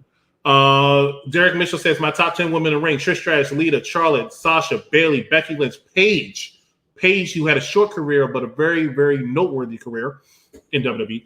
Asuka, Sherry, Martella, and Medusa. Very good list from Mr. Derek Mitchell. Mr. Overseer George Lewis says, which brand do you see really Ripley going and Damian Priest? Damian Priest is he'll be better on Raw. But let me tell you something. I don't think either one should be called up. But Damian Priest would be better because what's he going to do on SmackDown? I think Raw is too star heavy for him. But honestly speaking, I would just keep him in NXT. I think either brand. I would love to keep him in NXT. I don't think you had to call these guys up so fast. You really don't. I mean, keep some of these guys in NXT. Oh yeah, China. Yeah, I think these. I don't think Rhea Ripley should go. I think she needs to be built back up. I think when she won the title and she gave me that little crap that she did last year, I'd never forgive you for that. When she won the title, she was at a high point of her career. She was almost Keith Lee level, right? Right. Oh and yeah. Then ever since she lost to Charlotte, her career is like no. And she lost to Raquel Gonzalez, who also was looking hot, my dad. But she lost to Raquel Gonzalez on Wednesday. So you've been taking a lot of L's on your way out of NXT. I know you. That was a good match. It was a good match. Yeah, I wanted to say I feel like that was. I gave that match a Big 10. That was a good match. And I don't watch NXT, but that match, I gave that match an A+. No, that match was good. I thought that match was really good. I'm sorry, I was doing the facial because he was very loud in my headset. But I thought the match was really. No, I'm just joking, darling. No, he's but not. Listen, don't listen to the executive. Listen to the excellence. So, like, yeah, I'm about to get fired. I'm about to get fired. I know. I'm taking my shit. I don't take shit at all. That's disgusting. But she laughed at it. But no, I thought that was a great exit for her because I think that's the thing you do, right? When you do a territories, a lot of times with these stars, like you put over the new guy, new person, and Gonzalez, Giant Gonzalez, she's the new person, so you got to put her over to make her look dominant. So I think even if she goes to the main roster right now, I get what you're saying, Chris. Like, wow, she took a lot of L's, and now she's going to the main roster. But I think she still has enough momentum. Like when you hear her theme, you go, "Oh!" When you hear, you get a little excited. Like, "Oh wow, she's really in the main roster now." So, and Rhea's been trying to go to the main roster just so she can get her pyro for her little foot thing when she comes out for her entrance. That's cool. She'll do better than Damian Priest. Damian Priest, I feel like he turned babyface and it was a wash. He shouldn't have turned babyface. He's a better heel, and I think his babyface run was actually kind of stale. Him going to SmackDown, I just don't see who he's really going to feud with. Who would he go if you put him on Raw? Who would you pair him with? I don't have anybody for him. That's why he needs to stay in NXT. Like I agree. I think he'll be a waste for either show right now. I really do. The only person with Rippy, like the put of Raw was so she could have her revenge with Charlotte. Yeah, I was gonna say that's really the only reason she would really be on Raw. You don't agree? No, I think a Gonzalez should be on Raw instead of Rippy. No, I'm sorry. That was I was saying Chris. EC, you don't think so or nah? I don't. No. But ladies and gentlemen, we're going to go ahead. We're done with our SmackDown portion. We're going to get into some hot topics and news. Charmaine, thank you so much for joining us. When you come back, that's what we're going to talk about. Here's some commercials. Thank you so much for joining us here at Popular Review. Stay with us, ladies and gentlemen. We will be right back after this brief message. Hey. What do you need, William? Just your authorization for a special operation, Mr. President. We've managed to gather evidence of a mutant training facility in upstate New York. This facility is a school. Sure it is. Nobody really knows how many even exist, or how to find them, except you. He is brilliant. He is deadly. And he is still surrounded by frickin' idiots. Think! Yeah. He's got the Midas touch, but he touched it too much. He remember. Oh, I'm sorry. I got really caught up in that jazz. I'm so sorry. You should be. And I apologize. I apologize to our viewers for having to watch you dance. That was almost as bad as y'all singing on Wednesdays. Ladies and gentlemen, you're watching Unpopular Reviews. That's this is Wrestling Edition, talking about Friday Night SmackDown. I'm the executive consultant. And I'm the excellent bad guy Jack. By the former UPR host, Bad Guy Jack, as we bring to you our SmackDown edition. Please make sure you like, love, and share this to all your wrestling timelines or your timelines, your personal timelines and groups. And make sure you follow us on Facebook, Instagram, subscribe to us on YouTube. Yes, everything, sir. Even TikTok, even though I never use it. Me either. All right. Let's go ahead and catch up on these comments before we go into some hot topics and we end the show. What do you think about the Dusty Rhodes Women's Tag Team Tournament? That's interesting. I think that's really interesting. I don't know all the teams involved. I know they haven't announced it all. Well, one team that they mentioned on Wednesday, it was Kaden Carter and oh god, I can't think of her name. It's the lady that's dating Ricochet. I'm sorry, I just can't think of her name at the moment. I wish David was here. Yeah. He knows I can't hurt. Casey Cantizaro. That's it. Yes, there you go. Thank you. When you said Raquel Gonzalez looking hot, well, she is. What do you think about Sonya Deville? Sonya Deville looks hot too. You know, she's a pretty girl. She's very pretty. I like to see her in a new outfit, but she looks very nice. What do you think about her role right now as the like assistant GM? Like that's her role right now, right? She's going to take over once Adam Pearce gets his butt whooped. It's going to happen. Roman Reigns is going to destroy this boy, and Sonya Deville is going to take over. So you think Adam Pearce do eventually get in the ring? I don't think he's going to get in the ring, so to speak, and have a wrestling match. I think what's going to happen is he's going to say something. Roman Reigns is going to be pissed, probably over the Kevin Owens situation, and is going to beat the holy heck out of him. Now, he might not take a bump because I don't know why he retired from wrestling. I don't know if he's injured or what. He's not that old, right? He's not like that. He's around my age, so he's not that old. But I think I think he's just retired from wrestling. But even if he was injured, he's going to get his butt whipped. Whether it's off screen or something, he's going to get his butt whipped, and Sonya Deville is going to take over. What do you think about Charlotte Ric Flair did on Monday? I thought it was interesting. You know, we went from Charlotte Flair pretty much dominating Nia Jax and Shayna Baszler each and every single week to now you're adding this element in there, and Lacey Evans is getting a push, and I think she does her best work as a heel. She's another one. Does not make a good face. Does a better heel. And this is a good storyline to hold us off for a little bit. So, you know, it's fine. It's fine. All right, so let's get into some hot topics and some news. The first thing I want to talk about, because David was crying about this earlier. Crying? Crying about this. And a few people actually sent me other people, so we're going to talk about it in general as a whole. Ricochet possibly leaving WWE this year due to his frustrations with the company, not re-signing. Matt Riddle has not re-signed with his company as well. And possibly Sami Zayn leaving. What do you think about this? Do you think it's a possibility any of these three wrestlers can leave or will leave? I don't see Matt Riddle leaving. Ricochet, I can see why there's that conversation with Ricochet and whatnot. And even then, I don't know. Like I'm more of a wait and approach kind of guy. Matt Riddle, I don't see leaving anywhere. I can see where the conversation comes from with Ricochet, but even then, I'm kind of like, nah, I don't see.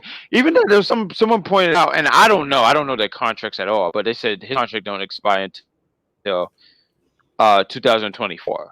So there's that argument too. So yeah, I don't see that happening too.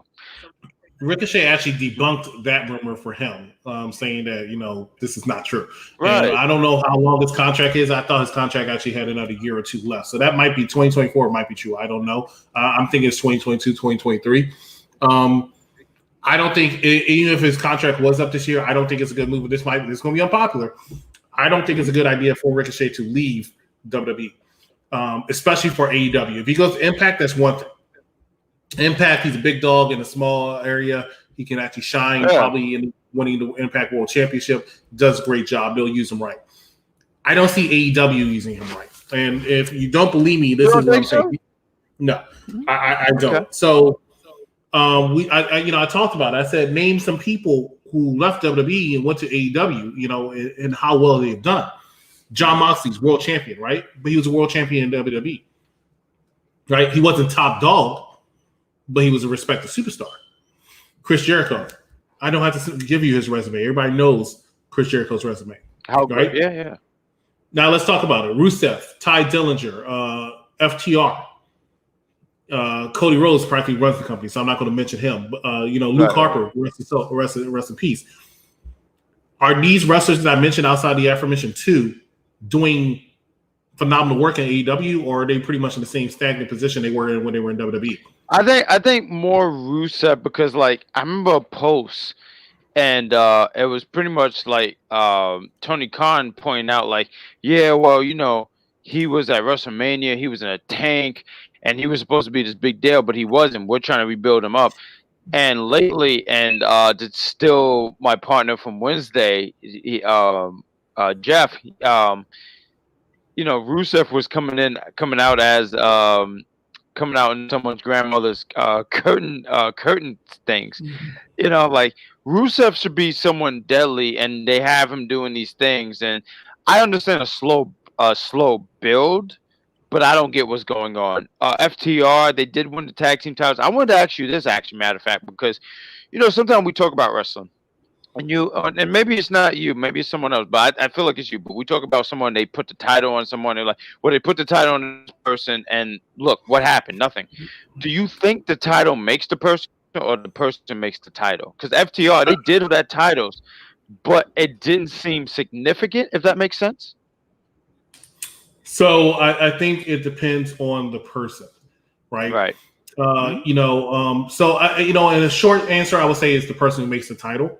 Mm-hmm. However, at the same time, I also can say that you still will put some respect on the fact this guy's a former world champion. So I'll use the case in point of one of the worst world champions I've ever seen, Jinder Mahal, right? Without doubt, one of the worst world champions I ever saw. I could not wait for him to lose that championship. But it's not because I thought he was doing a good job.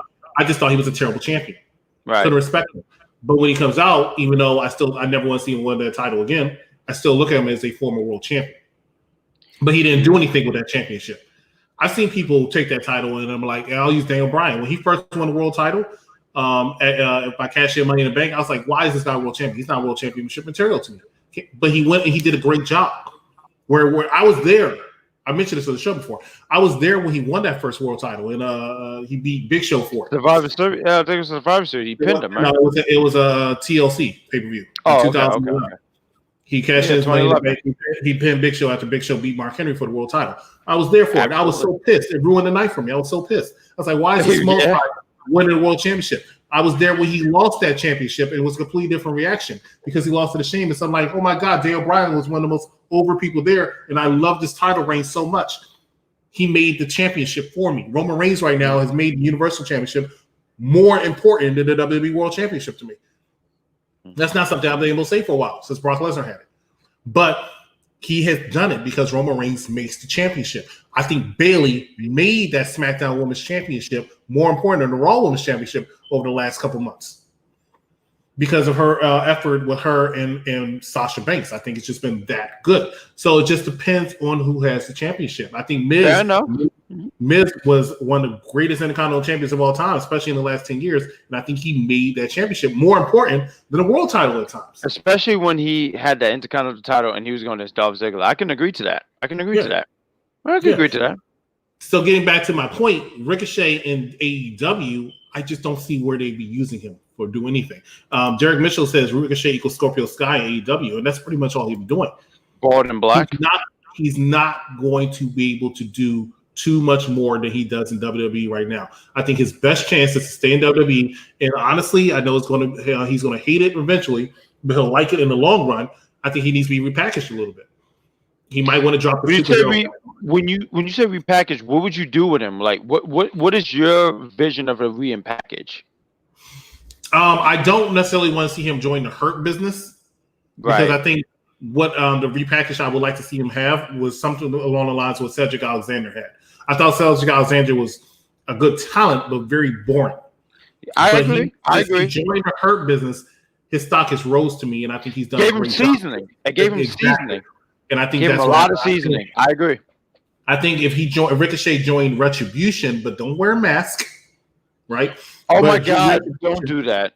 Yeah, don't do that. But he joins Retribution and actually starts shining in Retribution, where everybody else sucks, but starts shining in Retribution. I think his career can take off from there.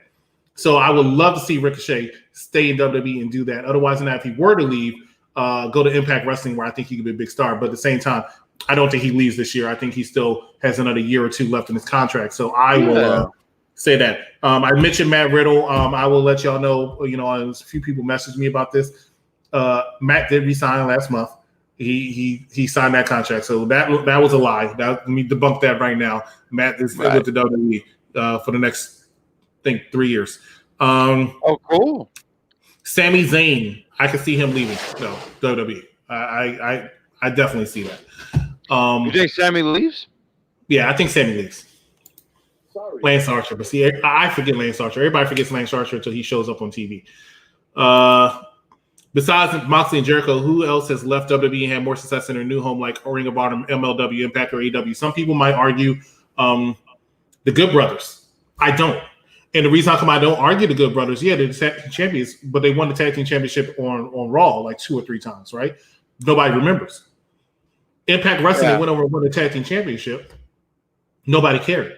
And you know why? Because the Good Brothers, are good talents, but nobody cares about them until they join with Finn Balor, with AJ Styles, with Kenny Omega. No, I agree. Yeah. No, I agree. That's when people start talking about the Good Brothers. Otherwise than that, nobody talks about them. Nobody mentions the Good Brothers. Elvis Martinez says predictions of what teams will make the Super Bowl. Watch UPR football. See, Elvis, you're about to get banned for making me highlight your comments. Derek Mitchell said depends. Roddy Piper didn't need a title to be over, which is also true. Not everybody needs a title to be over. I don't think Randy Orton needs any more titles. He's over. He's Randy Orton. There's some wrestlers that need to get over because they were lacking some area. Go ahead. No, I was gonna say like Razor Ramon. He wasn't a world heavyweight champion, and Scott Hall, and yet he's one of the more over wrestlers of what, the 90s. Correct. I would say him. What we got here? Braun reign to Roman's reign. Just saying, Braun's reign was not as bad as some people say. I thought he had a really good Universal Championship reign compared to what it could have been, or compared to what most people thought it was going to be when he won it. I thought it was a little bit better than what it was. Was it like memorable? Was it go your top 10? No. Yeah. Was it passable? Yeah, I think it was. Can you put Ricochet? I mentioned it already. I answered that question. Will T-Bar or another member of Retribution win the Royal Rumble? See this, Elvis. You got one more strike. I can see Ricochet. Hey, remember that time when we looked up and I was drinking fireballs? Image me with 2 fireballs. Ricochet problems. He's a white bread babyface. He needs an edge to his character. That's why I said join Retribution. I do agree. He'll get that edge. He'll get that edge. He needs some edge. He is a good babyface, but he's not believable babyface to be able to beat anybody, which is why ever since he got, and I'll use the word, I think that this word used too much, buried by Brock Lesnar, it's just been all downhill for them. Oh, so you think when he lost in February last year, that was it for him? I can see it. Yeah, that was it. He had a strong career, not a great career, but a strong career so far, going all the way up until even on the main roster. Yes, because if you look at it at the Royal Rumble, Drew McIntyre's moment, but who's the one that gave him the low blow for him to be able to get thrown out? Ricochet. Right? Which is why it would led to that match. But that match, he didn't get any offensive maneuvers in. And I was actually looking forward to that because I thought Brock might actually try to help him look like a star a little bit, not lose, but be like, oh my God, he actually did better than I thought. And we were all overlooking it because they were overlooking him in the commentary and stuff like that. Oh, Brock's going to fight Drew. Mind you, next week he has a match against Ricochet for the World Championship, right? He just went out there getting no offensive maneuvers in. But Brock, historically, especially in his second run, has had his best matches against smaller athletes, whether it be AJ Styles, Daniel Bryan, Finn Balor, Ray Mysterio. All some of his best matches, smaller superstars. I can see him on Retribution and teaming with Mustafa Ali and possibly winning the tag team championship. That's a possibility. That's why I said have him join Retribution. Let this end with him joining Retribution. Derek Mitchell says the Good Brothers are 2 boy band members that only get exposure. I remember because they remind me of like everyone else is Justin Timberlake and they're like Lance Bass and JC Chazaz or whatever the name is, or Nick Carter and whatever the other Backstreet Boys names is. I'm sorry, I'm sorry, I'm being a nerd. No, you're fine. And the thing is, he's absolutely right because they're good talents, but they need that person. They are. And the other tag team that's really good in the ring, solid in the ring, but they left WWE because they act like they weren't getting. I'll say it every week. They acted like they weren't getting any exposure. They acted like they weren't getting any storylines. They were crying. They were whining. I went out. I went in. I went out. I went in. Even though they won the World Tag Team titles 3 times in their 3-year career in WWE, went to AEW, won the tag team titles, lost it in a couple months to the Young Bucks. Where are they now? And I'm talking about FTR. Oh, and you FTR, are talking about, okay. I was like, wait, what? And FTR, actually, one of the members, I think it was Dash, tweeted, "Oh, look, it's the Good Brothers. Yay," or something like that. You know, he teased something. Oh, the Bullet Club, very sarcastically, because he's upset because, once again, we're not getting TV time because of this. But you know what? You signed up for it. What do you think about? I think I've heard your view, but what do you think about FTR? Like, are you? Grass is not always greener. What do I think about him? Grass is not always greener. I agree, but like, what do you? Because I always thought I love that they're different. Like, they're not, and this is not a shot at anybody, but they're not spot monkeys. They're just your traditional tag team wrestlers. They're those 1980s tag team wrestling. So I get how a lot of people are not fans of theirs, but I love this stick. But what do you think about this stuff? So the thing is, people talk about how Vince McMahon is not a fan of tag team wrestling, and that's possibly true. I can't say it's completely untrue, but it's possibly true. Right. In today's era, if you want tag team wrestling to succeed, you have to have something that's going to make you stand out. But that's almost any wrestler, period, whether you're singles or you're a tag team. Right. FTR, it's very solid in the ring. The Good Brothers are actually solid in the ring. But what are they doing to stand out, to set them apart? Just go out there and say, "Oh, I wrestle better than you"? That's not going to work. What makes the Street Profits so successful is not because they're the best tag team wrestlers out there. They're good. They're decent. But everybody knows who the star of that tag team is. It's Montez, baby. Right? And they know he's probably going to join to be in the thing. But the thing is, the Street Profits together are entertaining. They can go in the ring. They're solid in the ring, but they're also entertaining. Look at it. They weren't in the ring this week. You didn't even see the tag team champions this week, but you saw them have a segment. Because the Dirty Heels? The Dirty Dogs. But it's because they are a good, entertaining tag team. So as far as my thing about FTR, they don't do what they need to do to stand out, and that's the problem. They'll be great in a smaller promotion, but when you are on a major media promotion where you have people who are watching every single week or almost every single week that are not as invested as myself or you or the people who are watching us right now, are they going to have people say, "Look at these guys"? No, they're not. And that's no disrespect to them. I don't mean to disrespect you, but it's just not going to happen. What if Lana wins the Rumble? She was the lone survivor. She's very injured, so I can see her return. Hope she doesn't win. Lana's not winning the Royal Rumble. She doesn't need to win the Royal Rumble. She doesn't deserve to win the Royal Rumble. And I'm not saying that as a Lana hater. I think she's very entertaining. But you have so many wrestlers right now. Bianca Belair. Even I also even say Charlotte again. Bailey, all these wrestlers who actually can go out there and do better use of winning the Royal Rumble than Lana, which will be a joke. And Steven, I know you're watching later. You're going to hate it. Steven's definitely watching. No. Lana doesn't need to win the Royal Rumble. I'm sorry. She doesn't. Did anyone notice how WWE released all the tag teams that were featured in NXT 5 years ago? The Vaudevillains, who I thought were actually a really good tag team. Disappointing. The Ascension, who I thought was a good tag team in NXT. APA, Derek, are you sure about that? Enzo and Cass. And Enzo and Cass, I thought was a very good tag team that was over. They were very over. I disagree with that one. I thought that was silly that they split them up. The Ascension, and maybe it's not fair. I didn't catch the Road Warriors in their prime. So someone in their prime, they may be like, "Nah, they wasn't like that." But it's like, I felt like a lot of people made that comparison that they were like the Road Warriors in that way, and not with the Road Warrior pop, but like they would just beat the crap out of you, beat you in maybe 5 minutes, and then just hit the showers. They were big. They were big in NXT. Definitely. And unfortunately, when they got to the main roster, they were dealing with people who were also big, and it made them look small. So let me ask you. Go ahead.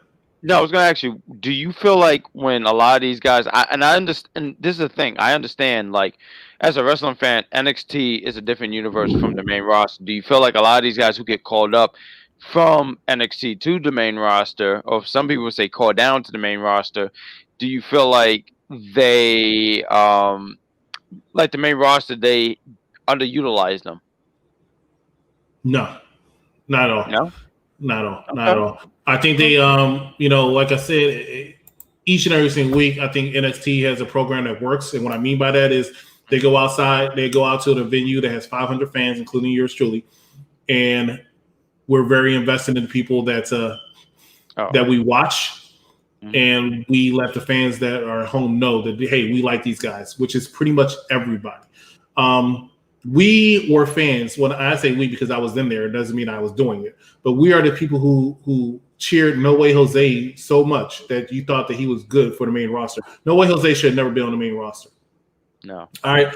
No disrespect to him, by the way. I want to throw that out there. Yeah, no disrespect. No disrespect to any wrestler. I will never disrespect any wrestler because I admire what they do. Right. But he should never be on the main roster. There are some people, and I can't remember their names right now. Their names escape me, but the one is the Cruiserweight champion, and he has two people in the background. One has been there for a while. I can't remember his name. And we cheer him like crazy when he comes out. But he's not a main roster guy. But I can see him coming to the main roster. But why are you setting yourself up like that? Right? Main roster is just a different beast. It's a different animal. Some people survive. Sure. Kevin Owens, what? Right? True.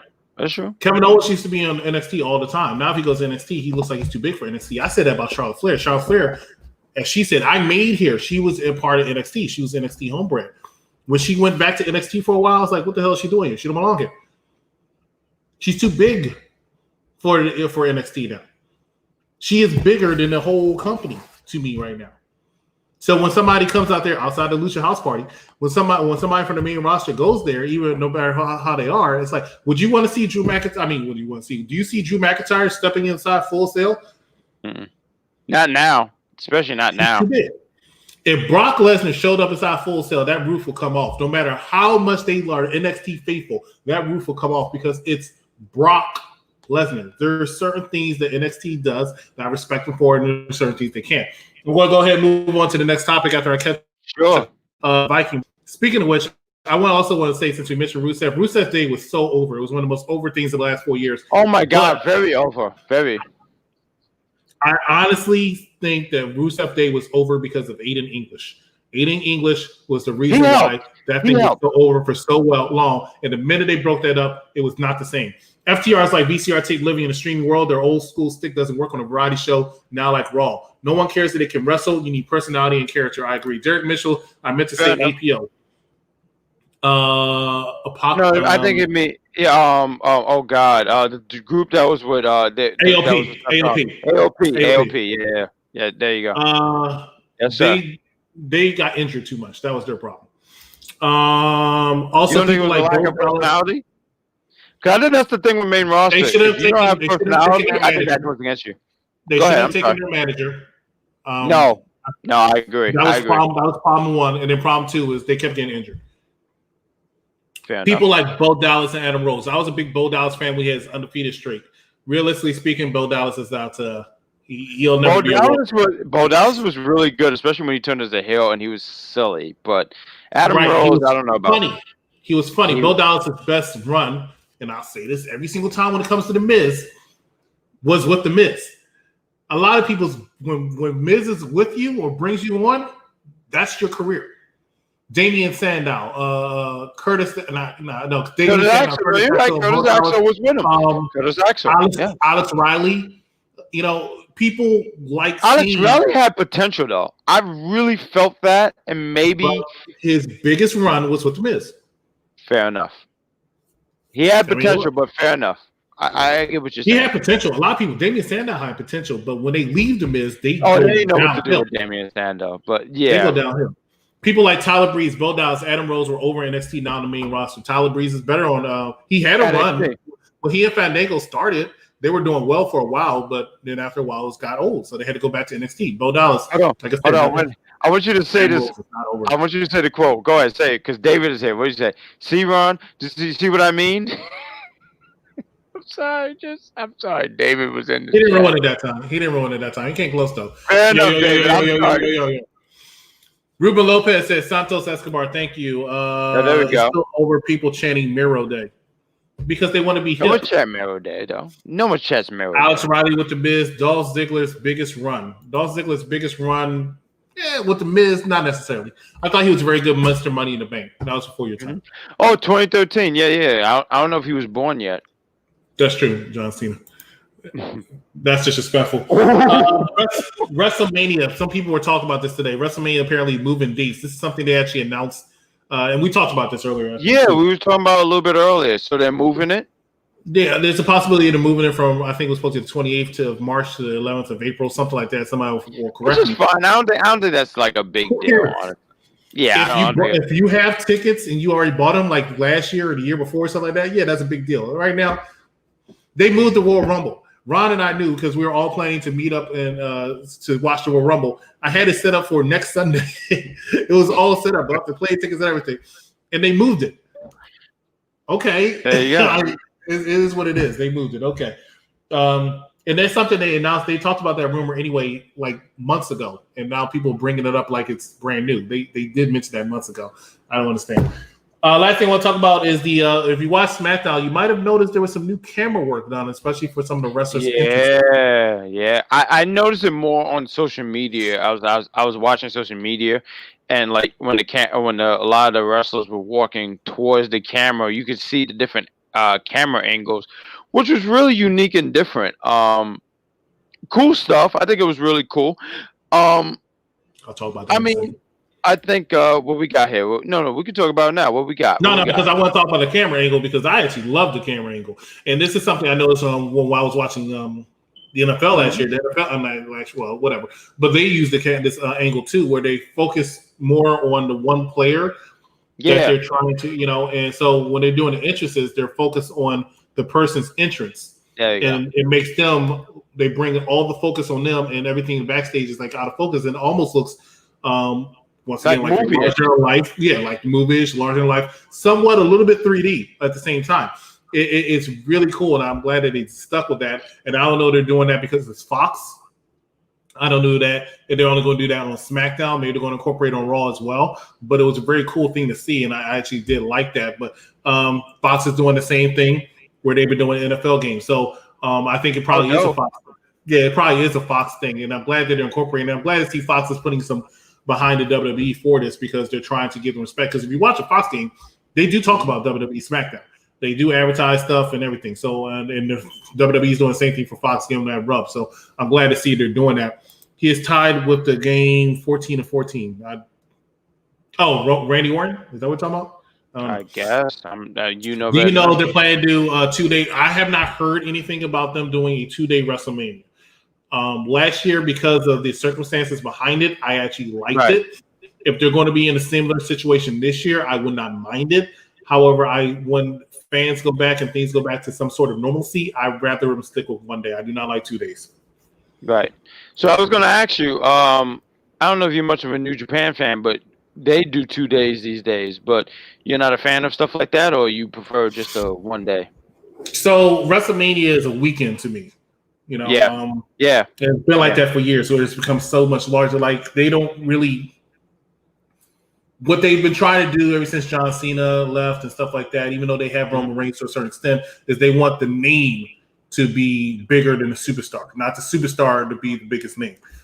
And I think WrestleMania kind of sells itself. That's why they sell the tickets in November, and people start buying like immediately then because without even know who's going to be in the main event. Because the name sells itself. So it's the experience. It's Access. It's SmackDown. It's Raw. It's TakeOver. It's WrestleMania. As a wrestling fan, that's a lot. That is a lot because you have access all of those days practically. And like I said, and then you also had the Hall of Fame. I forgot it.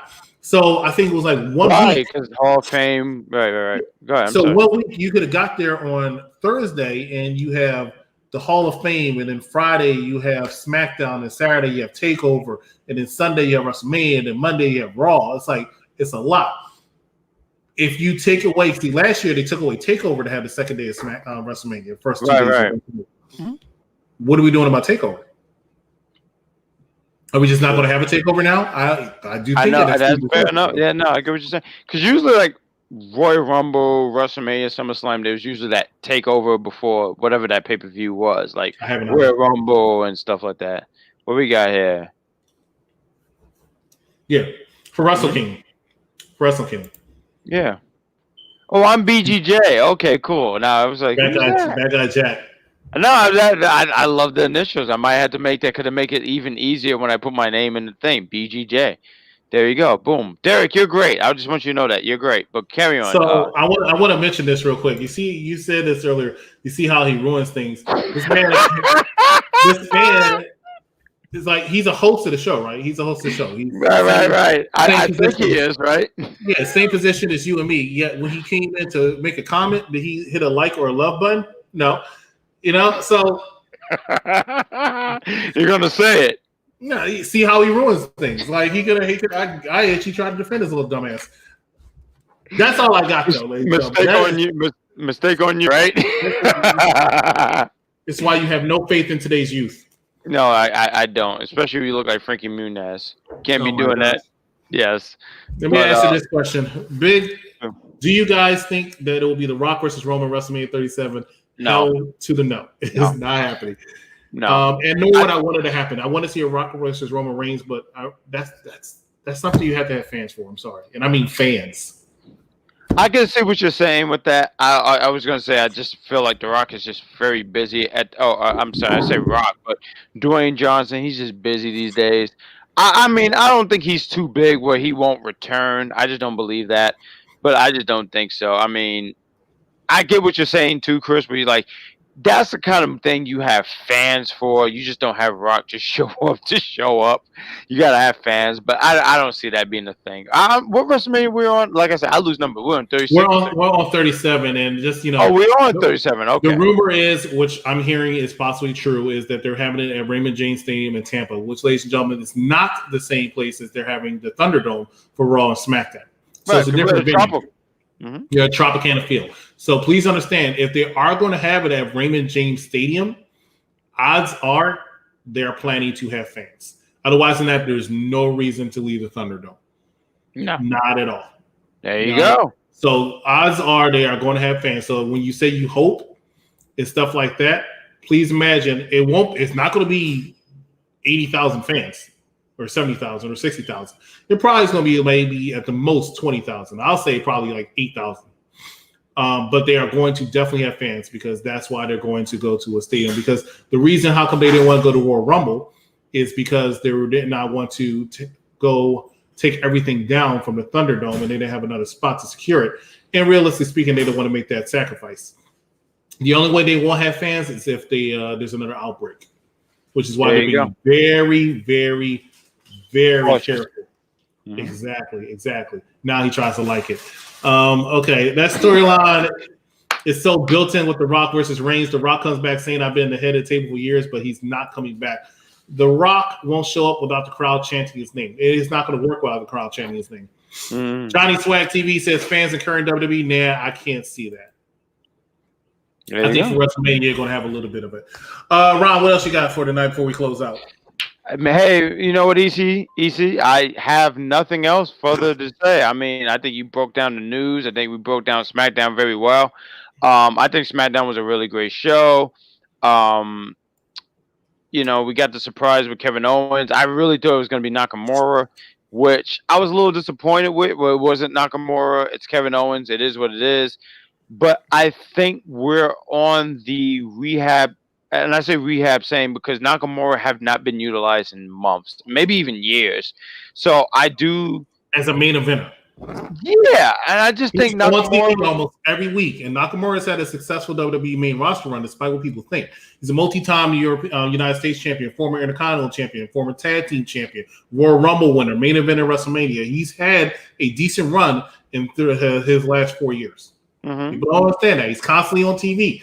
Even if he has crap to do, he's constantly on TV. So he is. He is. But I feel like there was so much more that they could have always done with him, and I do like that he had that match with Jey Uso. I'm not gonna lie, there was a spot where Jey Uso he cheated to win, or slightly cheated to win, and obviously Nakamura came in, but he looked strong. Mm-hmm. I thought that what we got here. It says he thought there was going to be Seth Rollins. Seth Rollins versus Roman Reigns at WrestleMania 37. I think we save Seth Rollins. I think eventually, I think Seth Rollins come back as a babyface. I do. I don't know when he comes back, but I do think he's a babyface. What we got here? The Chiefs are expecting for the playoffs game the weekend. To Chris point out, we see 1,000 fans at WrestleMania. And I would say I will probably be one of those fans, depending on what kind of precautions they're taking, because I don't like going to wrestling events so much like that. Too much risk for me. But I will make that risk for WrestleMania, depending on the social distancing that they have going on there, because I'm not taking a vaccination. Dylan if you follow him on Twitter and Facebook, he posted that he took the vaccination. He's so happy for himself. Who took the vaccination? Oh! Can I do decap rant? I want to do decap rant before we leave. Sure, take it. All right, ladies and gentlemen, decap rant. And it was a fluke. They can have fans outdoors. We need to push guys like Drew McIntyre, Randy Orton, Matt Riddle. She was doing a terrible job as a heel until they got into the piece. I am so sick of Jey Uso. Scrap retribution because they're trash. They're all trash. They're all jobbers. Oh, Donald Trump here. This is rigged. I told you so.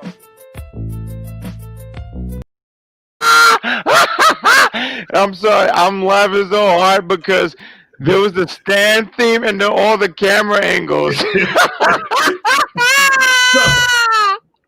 This is my decap rant. I don't understand why Sami Zayn is out there all the time looking like a homeless lumberjack. He's not the guy you push. You do not push him or the loser house jobbers. It doesn't make any sense. I only want to see you need to push guys like Matt Riddle and Drew McIntyre and Bobby Lashley and Keith Lee. Why do we see these same fucking people every single week? And the Royal Rumble, we're going to have fans. They're going to be there. They can go out to Camping World Stadium. You can't do a Royal Rumble without fans. And that is my rant. All right. Thank you so much for that, decap. We appreciate that. We appreciate seeing you here on this Friday night. Thank you, that was great. All right, so ladies and gentlemen, thank you so much for watching us here at Unpopular Reviews. For Charmaine, for Mr. Mike Riggs, for Bad Guy Jack, I'm the executive consultant. Please make sure you haven't done so already. Like, love, share this to all your Wrestling Timelines groups, and subscribe to us on YouTube. For everybody that I just said, we will see you tomorrow. 2 UPR episodes, entertainment side, X-Men 2, and then Black Lighting starting 6 o'clock and 8 o'clock respectively. And then wrestling right back here for Monday Night Raw with the technician David Sanderson, as well as the Big Daddy Cool Stephen Pena. Once again, ladies and gentlemen, thanks for watching us, and have a good night.